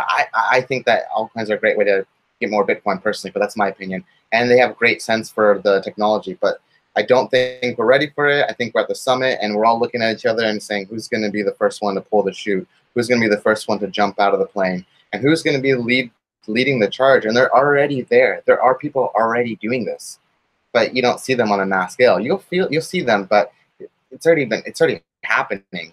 It's sad to say, a lot of people don't know this is happening. Whether or not you're aware or whether or not you're liking it, it's already happening. So just my input. Can I just add real quick? Max, you were talking about the vulnerabilities and what happened. I think it's worth to mention that in 2013, I believe, there was like this 6-hour period of when the Bitcoin blockchain forked. And there was a 6-hour period of time when apparently, I'm not entirely sure on the details, but apparently it was possible to commit the transaction to the wrong chain. And that was fixed within 6 hours, which I believe is why it's 99.99 and not 100. But yeah, do go on. I think to add on to that, I think a tendency is to play up the fears of Bitcoin more than they're actually worth, because there's no such thing as a utopian money, because we live in a world that is not utopian by definition. So like this phone, for example, this phone has plenty of flaws, but it is a lot better than mailing letters to somebody when you want to communicate with them. And so yes, this phone has flaws, but it has been continually improved, and I think cryptocurrency and Bitcoin in specific do the same. So it's not that Bitcoin is not perfect, and there are risks involved. And the early adopters, of phones adopted a lot of risk in putting a lot of their money into it, and they didn't know if the phone network would continue. However, overlooking the risks and looking at the future of the idea and the concept, along with somebody like this who lives and has put his his crypto money where his physical mouth is, I think will prove to be the future. And so yes, there are risks, but there are risks with everything in life. I think like Satoshi says, that in case it catches on, you just might want to get a little bit like, personally, I don't want to risk not being in it. That would be a terrible thing not to be in it. Yeah, I mean, I guess I wasn't. My question was just be aware of any vulnerabilities, and I definitely agree that it's an advancement. I liked Rico's point, especially about finances. I mean, the fact that The money's in your control. I mean, historically, the reason why banks were propped up was physical money was unsafe to store in your own home, and so you had to trust somebody else. Now you can hold your own money. So that brings the question: is there any future for banks when it comes to cryptocurrency? If cryptocurrency is widely adopted, who needs it? Who needs a damn bank? Well, that is going to be funny because I work at a bank, as you guys might know. But I must say, for 95% of the stuff that banks do, no. They've already lost the fight. They don't know it yet, but they are gone. They've lost. It's over. Those things are everything that has to do with money. Banks no longer control money because, as you said, now we have a opportunity for the individual to have full control over the money, to set his own rules and to verify his own rules. He is judge and jury and prosecutor in one person, the individual. And that was the case with gold when we had physical gold, no paper certificates. But as soon as you put as soon as you put golds in the vault, you have all the problems of middlemen. And Bitcoin is the first time that we have just as much peer-to-peer transaction in a gold money as in a gold money. And so absolutely, banks will, in most of what they do, fail, 100%. But what we still need is banking. So we still need education. We still need advice. We still need, that people who do not want to take care of their money themselves, there's a market for them as well. There are some advantages to that. However, I think that with Bitcoin, what we really have to focus on is to make the user experience as good as possible and set the default, because the default in user experience is really important. The default should be at the privacy side, and it should be at the self-ownership side. And if we have that, then we actually have a huge chance of not giving back to that fiat system, to the government system, not to introduce, again, middlemen. That's why we always want to have full control of our own private keys, and that's why we always want to run a full node. And that's why it is so important, because as soon as you do not run your own full node, you have to trust someone else that the rules are being enforced. That is not Bitcoin. As soon as you do not own your Bitcoin, that's even worse, because you don't own the private keys, someone else's, so you're trusting someone with your money. So it's not your money, because there can only be ownership over one good by one person, over one scarce good. And that scarce good is Bitcoin, represented in the Bitcoin private key. And if you do not control that Bitcoin private key, you do not control Bitcoin. Therefore, always run a full node, always own your own keys. Niko? Yeah, that's you're of course right again, but I think it's worth to acknowledge here that while all of us here might be 20%ers, most of the people in the world are not. They are 80%ers, and they will not want to take responsibility of their actions, whether you like it or not. And they will never be, in my opinion, in that place. And maybe they don't need to be. I think services like Coinbase, these kind of custodian services, banking services, whatever you want to call them, they will have a place in the future. It's just a matter of which one of these mammoths will fall and which one will adapt. I think all the mammoths will fall, and probably there will be new banks like Coinbase, Binance. I think those are the custodian services of the future. And yeah, I mean, I think it's an option people can use. People can also have a part of it, like, well, people store cash in mattresses and stuff like that for security because they don't trust the third parties. So I think maybe people will have a hardware wallet, a Trezor or whatever they want to use, and in addition to that, use a custodial service. There's even services nowadays that offer you interest, like crypto interest. That's pretty cool. I mean, I feel like you're saying user interface is very important. I agree. For adoption is absolutely the key. There needs to be a better way to use the money. And yeah, I think basically these custodial services are one way to make it easier for people. Absolutely. If I might just add a point, I think what I'm seeing now, as somebody who's been in the space for a bit, I think we are past, well, for those who have been in the space and own a little bit of Satoshis or have invested in some altcoins and feel comfortable, I think we're past the idea of the money and the idea of the technology is there. But speaking about it is kind of new. And I think what it comes down to is this. We have not had this kind of power as an individual And that's a lot for the human mind in society today to grasp, because having that much power over your finances and the government can't touch it, technically and speaking, the fact that that exists is a lot of power for one person to kind of grasp. So it's a lot of responsibility. And this time in this world, in this paradigm shift, with the millennials coming in, the people who are really fascinated by this, and the entrepreneurs, it's bottlenecking, and it's gonna be the people who want to fly in the sky with Bitcoin, or who still want to walk with fiat. And I look at banks like I would look at newspapers, or after the internet happened, or a lot of corporate news now that international independent media is becoming the thing. So I think that they're going to be around for a while. I think banks are going to be slowly going down. They're going to try to control their initiative and get in as many things as possible to keep themselves afloat.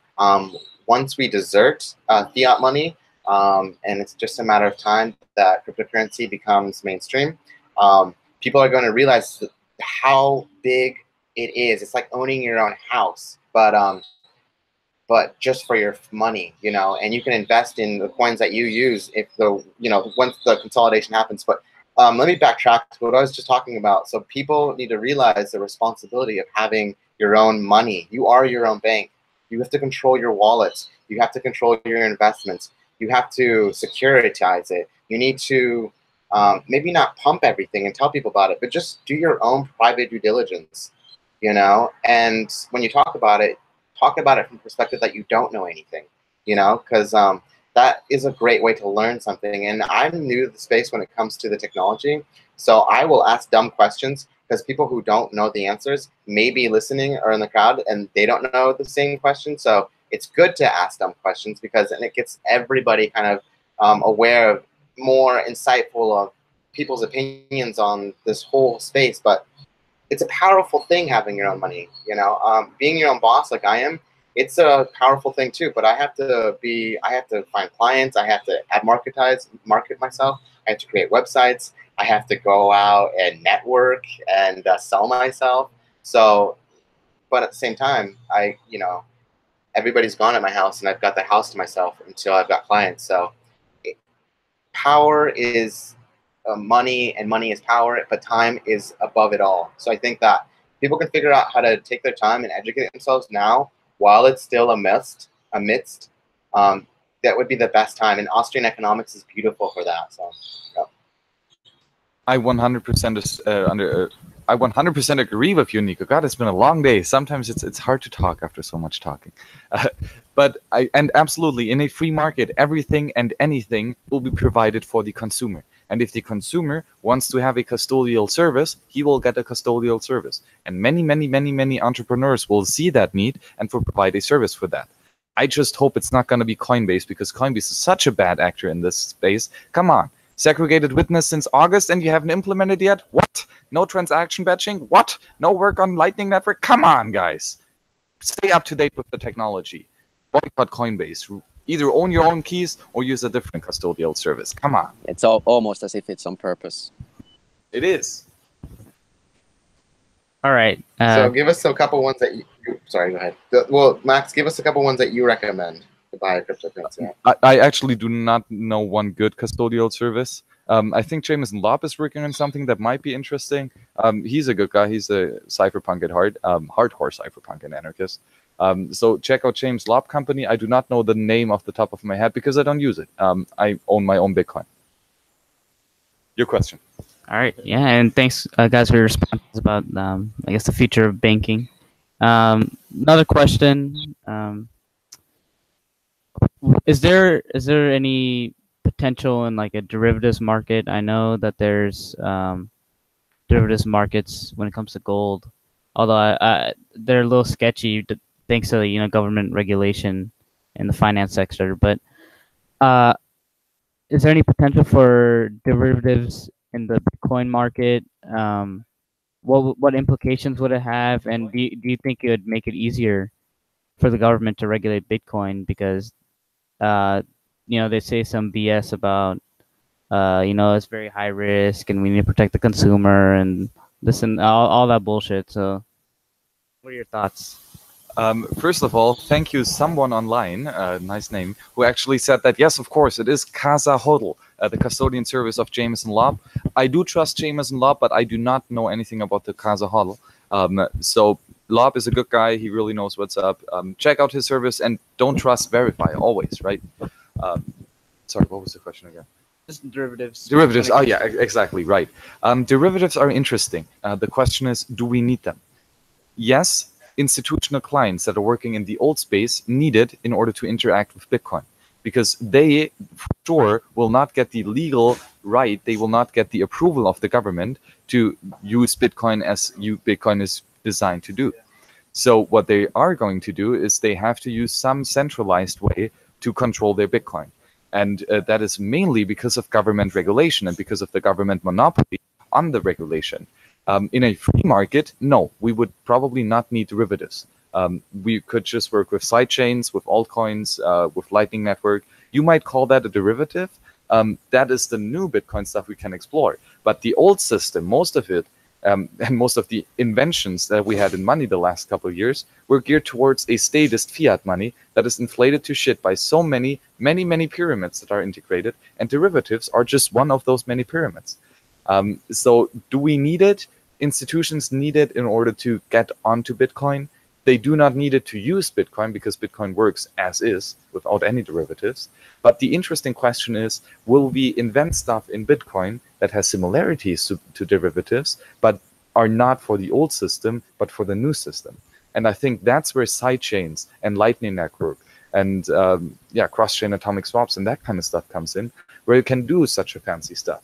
Where will this take us?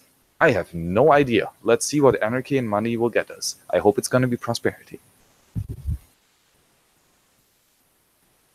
Niko? Okay. Well, Rico. Go ahead. Okay, cool. I can never say if it's Niko or Rico, but really quick on the derivatives, the blockchain network that's exactly right. What you said, Max, about it's going to need a way to adjust to the new market, and derivatives, ETFs, ETPs, bonds, fiat debts, everything is going to go.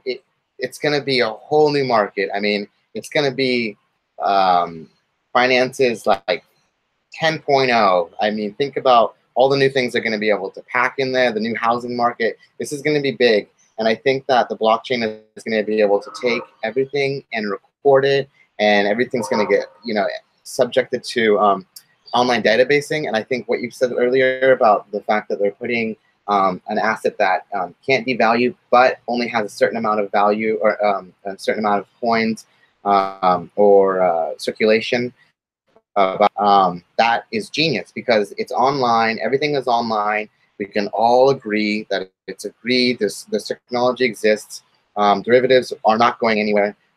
In fact, it might be a good time to start looking, because every market right now, with the way that Bitcoin is happening, and if adoption happens sooner than later, is going to be, I see a lot of the money flowing into cryptocurrency, flowing into new projects, and that allows people to invest into things and get a really good amount or price for something they didn't think they could ever hold on to. So I don't invest in gold, but I reckon if that goes, if you can buy gold-backed cryptocurrency that's backed by Bitcoin, I'm game, or maybe more silver, but that's just my opinion. So everybody's going to have their own, thing on it, no matter what market, whether it's the car market, it's the, I hate to say it, but the other markets that are on the dark web or on, Silk Road. So everything, once it goes mainstream, nothing's going to be out of grasp anymore.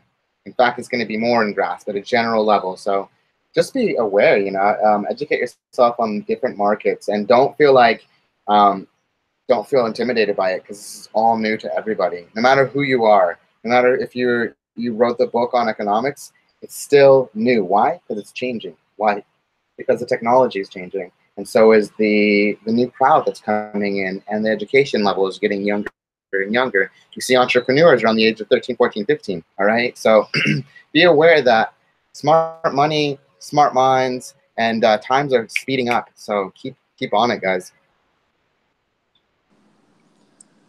Yeah, I think Max said a very interesting point that it's an old world thing. I don't think, yeah, now that I think about it, I don't think there's a room for this kind of derivatives and ETFs and these old world instruments to try to handle Bitcoin in the future, because you will just be handling Bitcoin, and Bitcoin, in fact, Bitcoin will be handling you, for that matter. And yeah, I think to answer that question, I don't know much about those, so yeah, that's all I have to say about those derivatives. So, is anybody else in the crowd wanted to ask some questions? Maybe we'll check out the chat and see what everybody's talking Actually, about. Rico, was if I can offer a quick anecdote here, what you said in your introduction first, and by the way, I'll be watching you, not in a creepy way, just in the World Crypto Network, and yeah, you're a cool guy. And what you said in the beginning, that we're swimming in our own filth, and because of the current system we have, and just like the day before, I have a son, and he came home with this like awful plastic thingy, like with, you know, like bright colors and a fan, and then there was some candy inside. I was like, where did you get that? It's like, yeah, grandma got it for me. I was like, oh. And then what I told him next is like, this is exactly what fiat money does to this world, and we don't need that. Well said. Fiat money supports a lot of bad things. It supports criminalities. It supports maybe charities. I found out through lots of charity research that a lot of charities that are multi-billion charities, multi-million charities, international, are funding the money into one or two people or into one or two families, and it's really sad.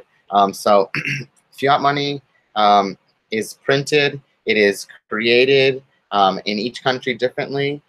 In the Federal Reserve in America, it's a sad story. We've reached the summit where we're all aware. Stop drinking the Kool-Aid, people. You have a light, you have a sword, you have hope, but you need to yield the sword and the shield, and you need to respect what the technology is that's been gifted by you, by Satoshi Nakamoto, or the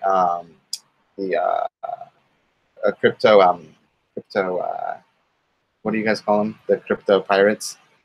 The can't think of the word. Yeah, so absolutely good points that you all bring up. And Niko, I love the point that you brought up, that, well, the fiat money creates a bunch of mal-incentives. Why?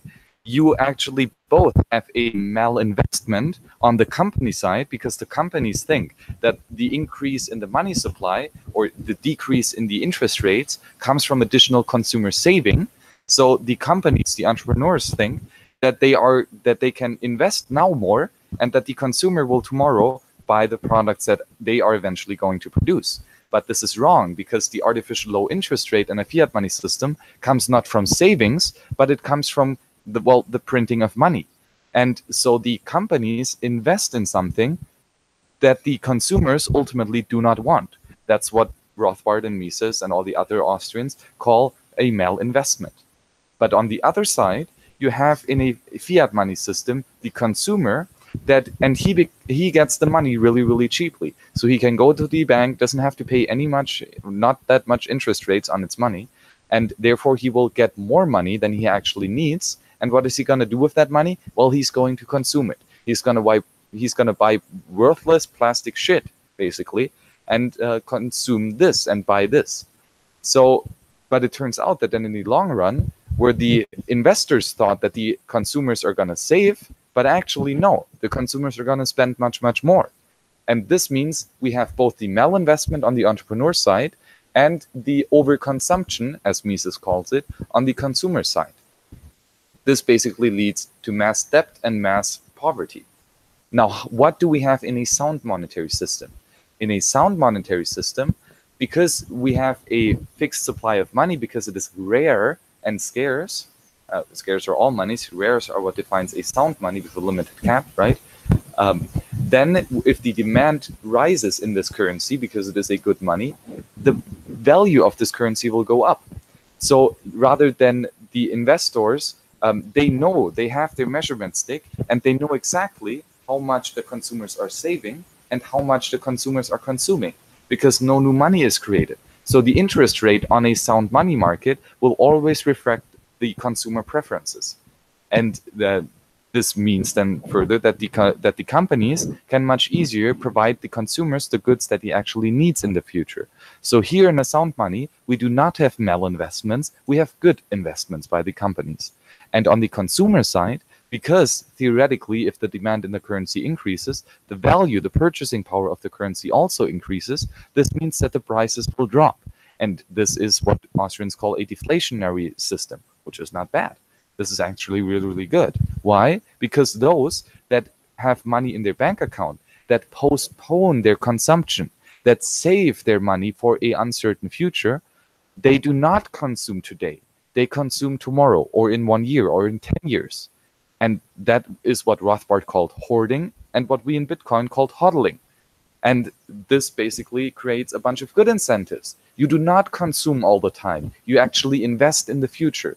You buy high quality stuff that actually lasts you.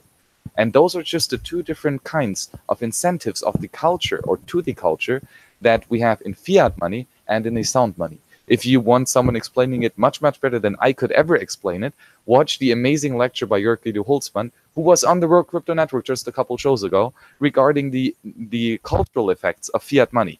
Amazing show. It's mind-blowing, and was here at the Mises Institute.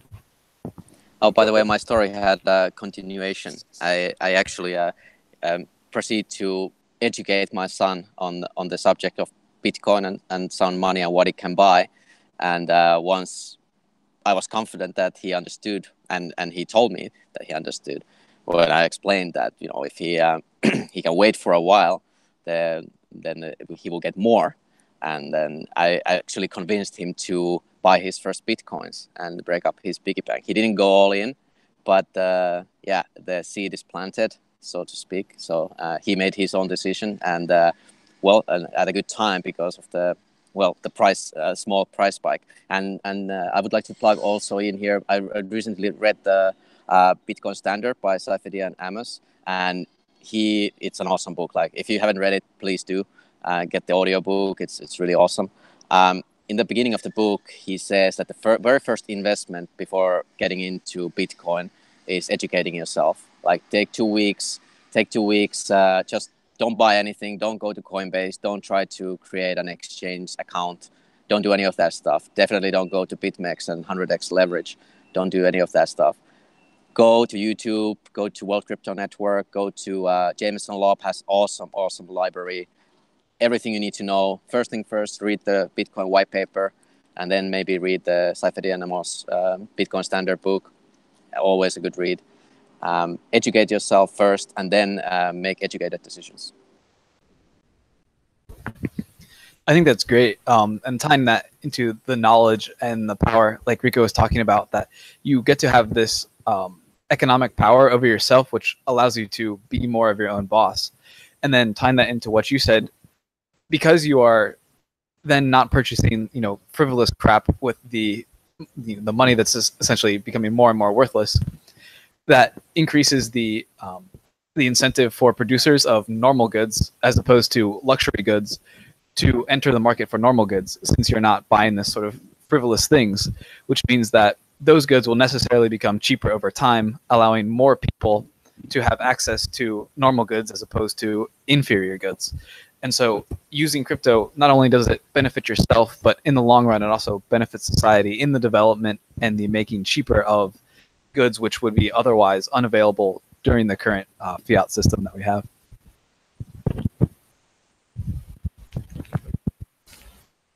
I mean, I agree 100%. And then me, you know, I have no regrets. I believe you can buy and sell whatever the hell you want.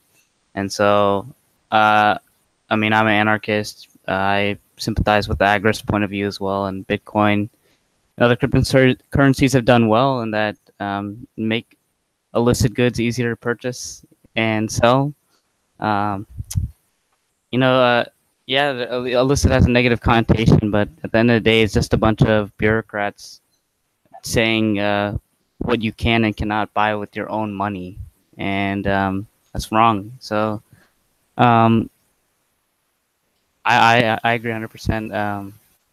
I came in here kind of as a devil's advocate for precious metals, but I think he has convinced me that I might invest some money into Bitcoin. Woohoo! And But so, first, invest in yourself and the knowledge.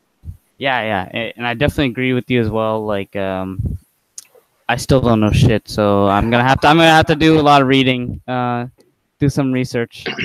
So Well, before I know. Well, I can add to that. Coming in from my background, I'm a minimalist. So after having coming from complete poverty, third world country to middle class America, and having so much stuff, and Americans, as you Europeans know, we don't travel lightly. But once I started realizing an alternative lifestyle, and I got to become an entrepreneur, I realized a lot of stuff is just weight. And I don't like to invest in anything at all. I like to be a minimalist. I like to invest in my mind, be able to create everything that I have and know the source where it's coming from. So to me, to invest in something I can't hold, that I'll never be able to tangibly have, is pretty hard. So I think people are just scared because they're not used to having this much power, and it's a weapon. And we're so edging along financing because they've made it so complicated. It's the bare axe of information. No one's allowed to go in, and all the information you read, you have to go through tons and tons of school to understand it, and the legalities. And in the end, they have a little thing that says they can change anything at any time they want, and you still sign the paper. So really, what are you signing? Contracts at this day and age are just a bunch of fluff. And I talk about this in my last episode. If anybody wants to know, it's a really short, like 9-minute episode. So I cover a lot of information. If anybody wants to check it out, a little bit of a lot of this information we're covering today. So, but yeah, I think people are just not ready for this much power, and it's a lot to yield, and it's a lot to tell people, Oh yeah, absolutely. Hey guys, we talked about many really good topics. Holy shit, that was a fantastic live stream. I had so much fun making it. But before we leave, we're gonna do one little quick fire round. And we've talked for over 2 hours now about this fascinating topic called Bitcoin. And as the close-offs, what do you think are one of the most attributes of Bitcoin for you? Because we all know that we have subjective valuation, so we all might have a different valuation of why Bitcoin is so nice. For me personally, it is 100% the self-ownership. I want to control my own body, I want to control the products that I homestead, and I want to control the products that I produce, which means I mingle my human labor with the natural resources. All those products I want to control. But most importantly, no, I want to control my body first, obviously. But in the tangible, in the economic world, I want to control my money, because money is half of every transaction. Every second transaction you do is money, right?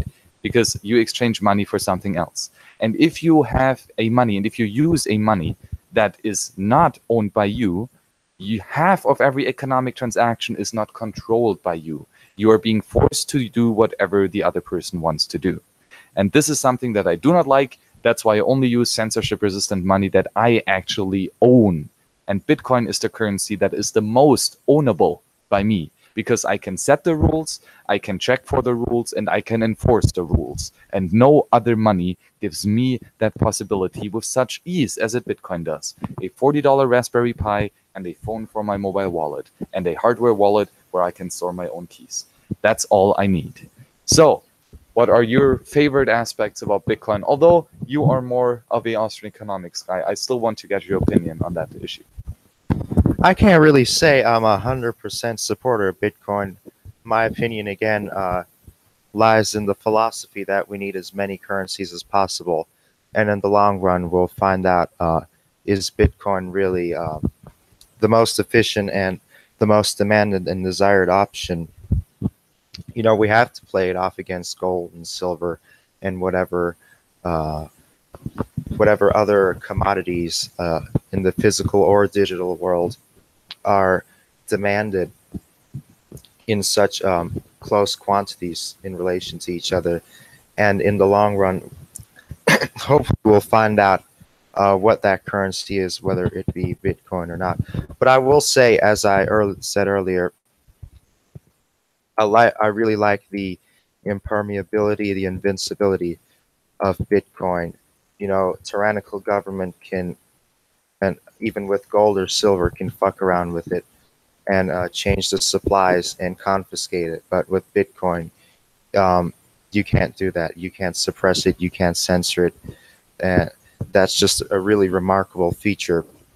And we owe so much to the internet, not only for Bitcoin, but just spreading these great ideas. So it really is helping our platform and, of course, this interesting currency. Yeehaw.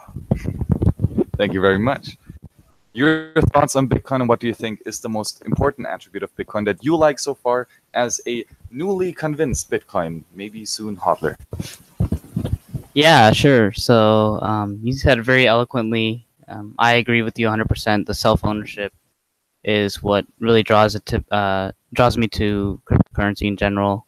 I mean, with physical commodities, it's always going to be an issue of safety. And so now I have this currency in my control. Again, I can buy and sell whatever I want. And at the same time, I'm basically playing a part of loosening the government's grip on money. So self-ownership really draws me to it. I won't say I'm 100% convert, and I mean, I wouldn't say neither are you, because you have gold and silver as well. And so I think diversification is also very important. So I'm not going to be 100% in Bitcoin by any means, but I definitely think it's a great option. And so I won't discount it as much as I did before this live stream. That's a great point, and I'm glad, because we'll all teach each other, and we have some great examples here, and Max as well, of really guiding us into this space. I think for me, I'm like very much grateful for Bitcoin, not because it is the perfect solution, but it is something that is there and that we can use, that we did not have to pioneer ourselves. And personally, of course, everybody wants to be wealthy to some extent, but for me, I'm a little bit more of a mystical person, and I think that whether or not I'm rich or poor doesn't particularly matter to me.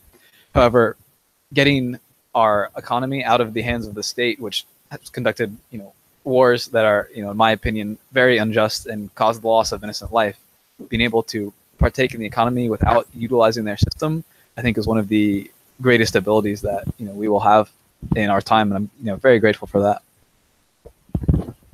Isn't that amazing? Okay, Ricardo, please keep going. Okay. Yeah. Yep. I'll just do my 2 cents. Great information. It's good to see people who are new to the space, especially when you see the beginning of the conversation to the end. You can see the big change. It's good to see all the new people that are lecturing. You've had some incredible lectures, even about things that aren't about money, but more about monopolies and how they monopolize it. Incredible things. You guys, I think, are right on the idea with Austrian Economics. It goes hand in hand with Bitcoin. It's a beautiful thing. It's a beautiful thing that you can actually apply it.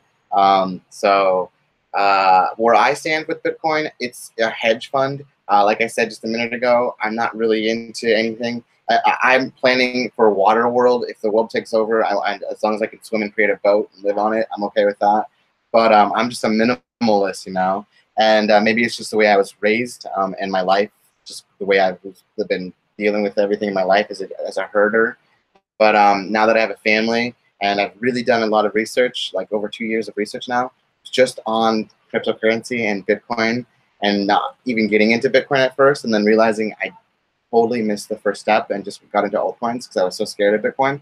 And now I've re-strapped myself and had to rethink my planning. So I've had to recreate the same space twice. So I think now, as I've made my errors, I'm so glad I made my errors. I've lost a bit of money and time. At the same time, that's the value of it. You're never too late to the party. You're there when you're here. You should look at it as a great time to just more educate yourself. And like I said, for me, it's just investing a little bit of fiat over fiat over the course of time. I've invested interest. I've introduced it to all my clients now, so they can pay a little bit less for the same services through cryptocurrency, which is awesome. I'm in educating people. I'm creating what that Max says is that edge, making people answer the question and really have to deal with that question. So I think everybody needs to go out there and make people deal with that question, and even yourself. It's weird when you have to oppose the argument, you know, and create it. And it's not really an argument; it's just because you believe in it. So, I'm investing my time and my current state of savings fiat a little bit, enough where I can feel comfortable into Bitcoin. That's what Bitcoin is. Great point so far. Niko, why do you like Bitcoin? Why do you think it is so important? I think, Rico, that's a really good point. How people get into. I myself got into the same way. A lot of people have been saying the same thing. Like first they're like, "Huh, Bitcoin, that's interesting," and then, well, hold on a second. There are all these shit coins. They're gonna go to the moon, and then there's gonna be wrecked, maybe wrecked, and then oh, maybe I'll go back to Bitcoin. So that's certainly what happened to me, and that is an invaluable lesson. You can't get that from books. You can't simply. You gotta go there. You gotta, send some coins to the wrong address. You won't learn. Otherwise, you won't learn the lesson, no matter how hard we tell you. But yeah, my favorite thing about Bitcoin is like, well, first thing that comes to my mind is gratefulness, like was mentioned here. I'm so grateful that this protocol exists. I can use it. I didn't have to do anything to be able to use it. I'm not a coder. I didn't build it. I'm so happy that it exists. And the leverage is another thing. For me, it represents unrestricted leverage over the future. So what I'm interested in is the power that Bitcoin can bring in the future. Personally, that's what is interesting to me. And of course, freedom, because I'm actually not necessarily Bitcoin maximalist. I'm freedom maximalist. So this is the way I leverage my resources to gain the maximal amount of freedom with the minimum amount of effort. And for that, I'm grateful. Thank you, Bitcoin. Thank you, Bitcoin, indeed. Isn't that an amazing currency that we have right here? Started out as a science project. Now it's going to change the entire world. Isn't that amazing? Thank you guys so much for not only joining us here in person, in like tangible space, but also to Niko and Ricardo for joining us here live at the World Crypto Network. It was amazing to talk to you guys. It was really so much fun. We had thought-provoking discussions. It was not boring. We actually really covered a lot of space, and we did focus just on Bitcoin today. So all the World Crypto Network fans were like, oh no, we have too much Austrian economics, although it's like the economics of the currency we all love, and we should actually really study it. Well, now you got like your Bitcoin overdose with almost 2.5 hours of straight up nonstop Bitcoin talk. And that was so much fun. Thank you guys for joining me. It was really a pleasure talking to you. Please support the World Crypto Network. Pretty much all the money that you are going to give to Thomas and to the World Crypto Network is going to go into more shows. Those guys have some interesting things planned. I heard of a nice project in Nevada, in Las Vegas, maybe a studio that might be nice. So, hey, guys, if you donate, we're going to have even better videos for you even more often. Isn't that amazing? Thank you, of course, also to the incredible Mises Institute, which kind of makes this interaction here possible, which is why you meet so many amazing people over the last couple days, because the Mises Institute is the most pristine institution here in Austrian economics, and the Mises University is the pristine course that you can take in Austrian economics. If you're new to Austrian economics, doesn't matter, watch it. If you're an old guy in economics and know all the stuff, doesn't matter, watch it. You're going to learn something new. Because this is complicated stuff and you can never get educated enough. Education is a lifelong journey, so get educated yourself. The Mises Institute is the place to be for Austrian economic education. Why? They provide a plethora of free, gratis articles, books, audiobooks, lectures, courses, and so on and so on and so on. For free, gratis. Why? They understand the power of non-scarce goods, the power of ideas, of thoughts, and of a movement. And that is what anarchy is all about. That is what Bitcoin is all about. That is what Austrian economics is all about. Most importantly, that is what freedom is all about. Because only with freedom will we actually live in a prosperous society. We are all freedom fighters here. And we fight for our, but most importantly, for your freedoms and for your liberties. So thank you very much for supporting us and supporting us in our work. Well, whatever we do, each our own, and so do you. You will do that stuff which is important for the movement. So thank you very much for joining us. And next show will be tomorrow. What, Thursday? Already? Oh, no. No, it's so fast. Thursday at 8 o'clock Central Time, American Time. We're going to do another Bitcoin live stream. What are we going to talk about? No idea. Let's see who's going to join me. Maybe Bitcoin, maybe some other stuff. It's definitely going to be amazing. Maybe we're going to get like a legend, like maybe Judge Napolitano, Tom Woods, Joseph Salerno, Walter Block. I don't know. Let's see what professors we're going to get. Thank you very much for joining us tonight, and see you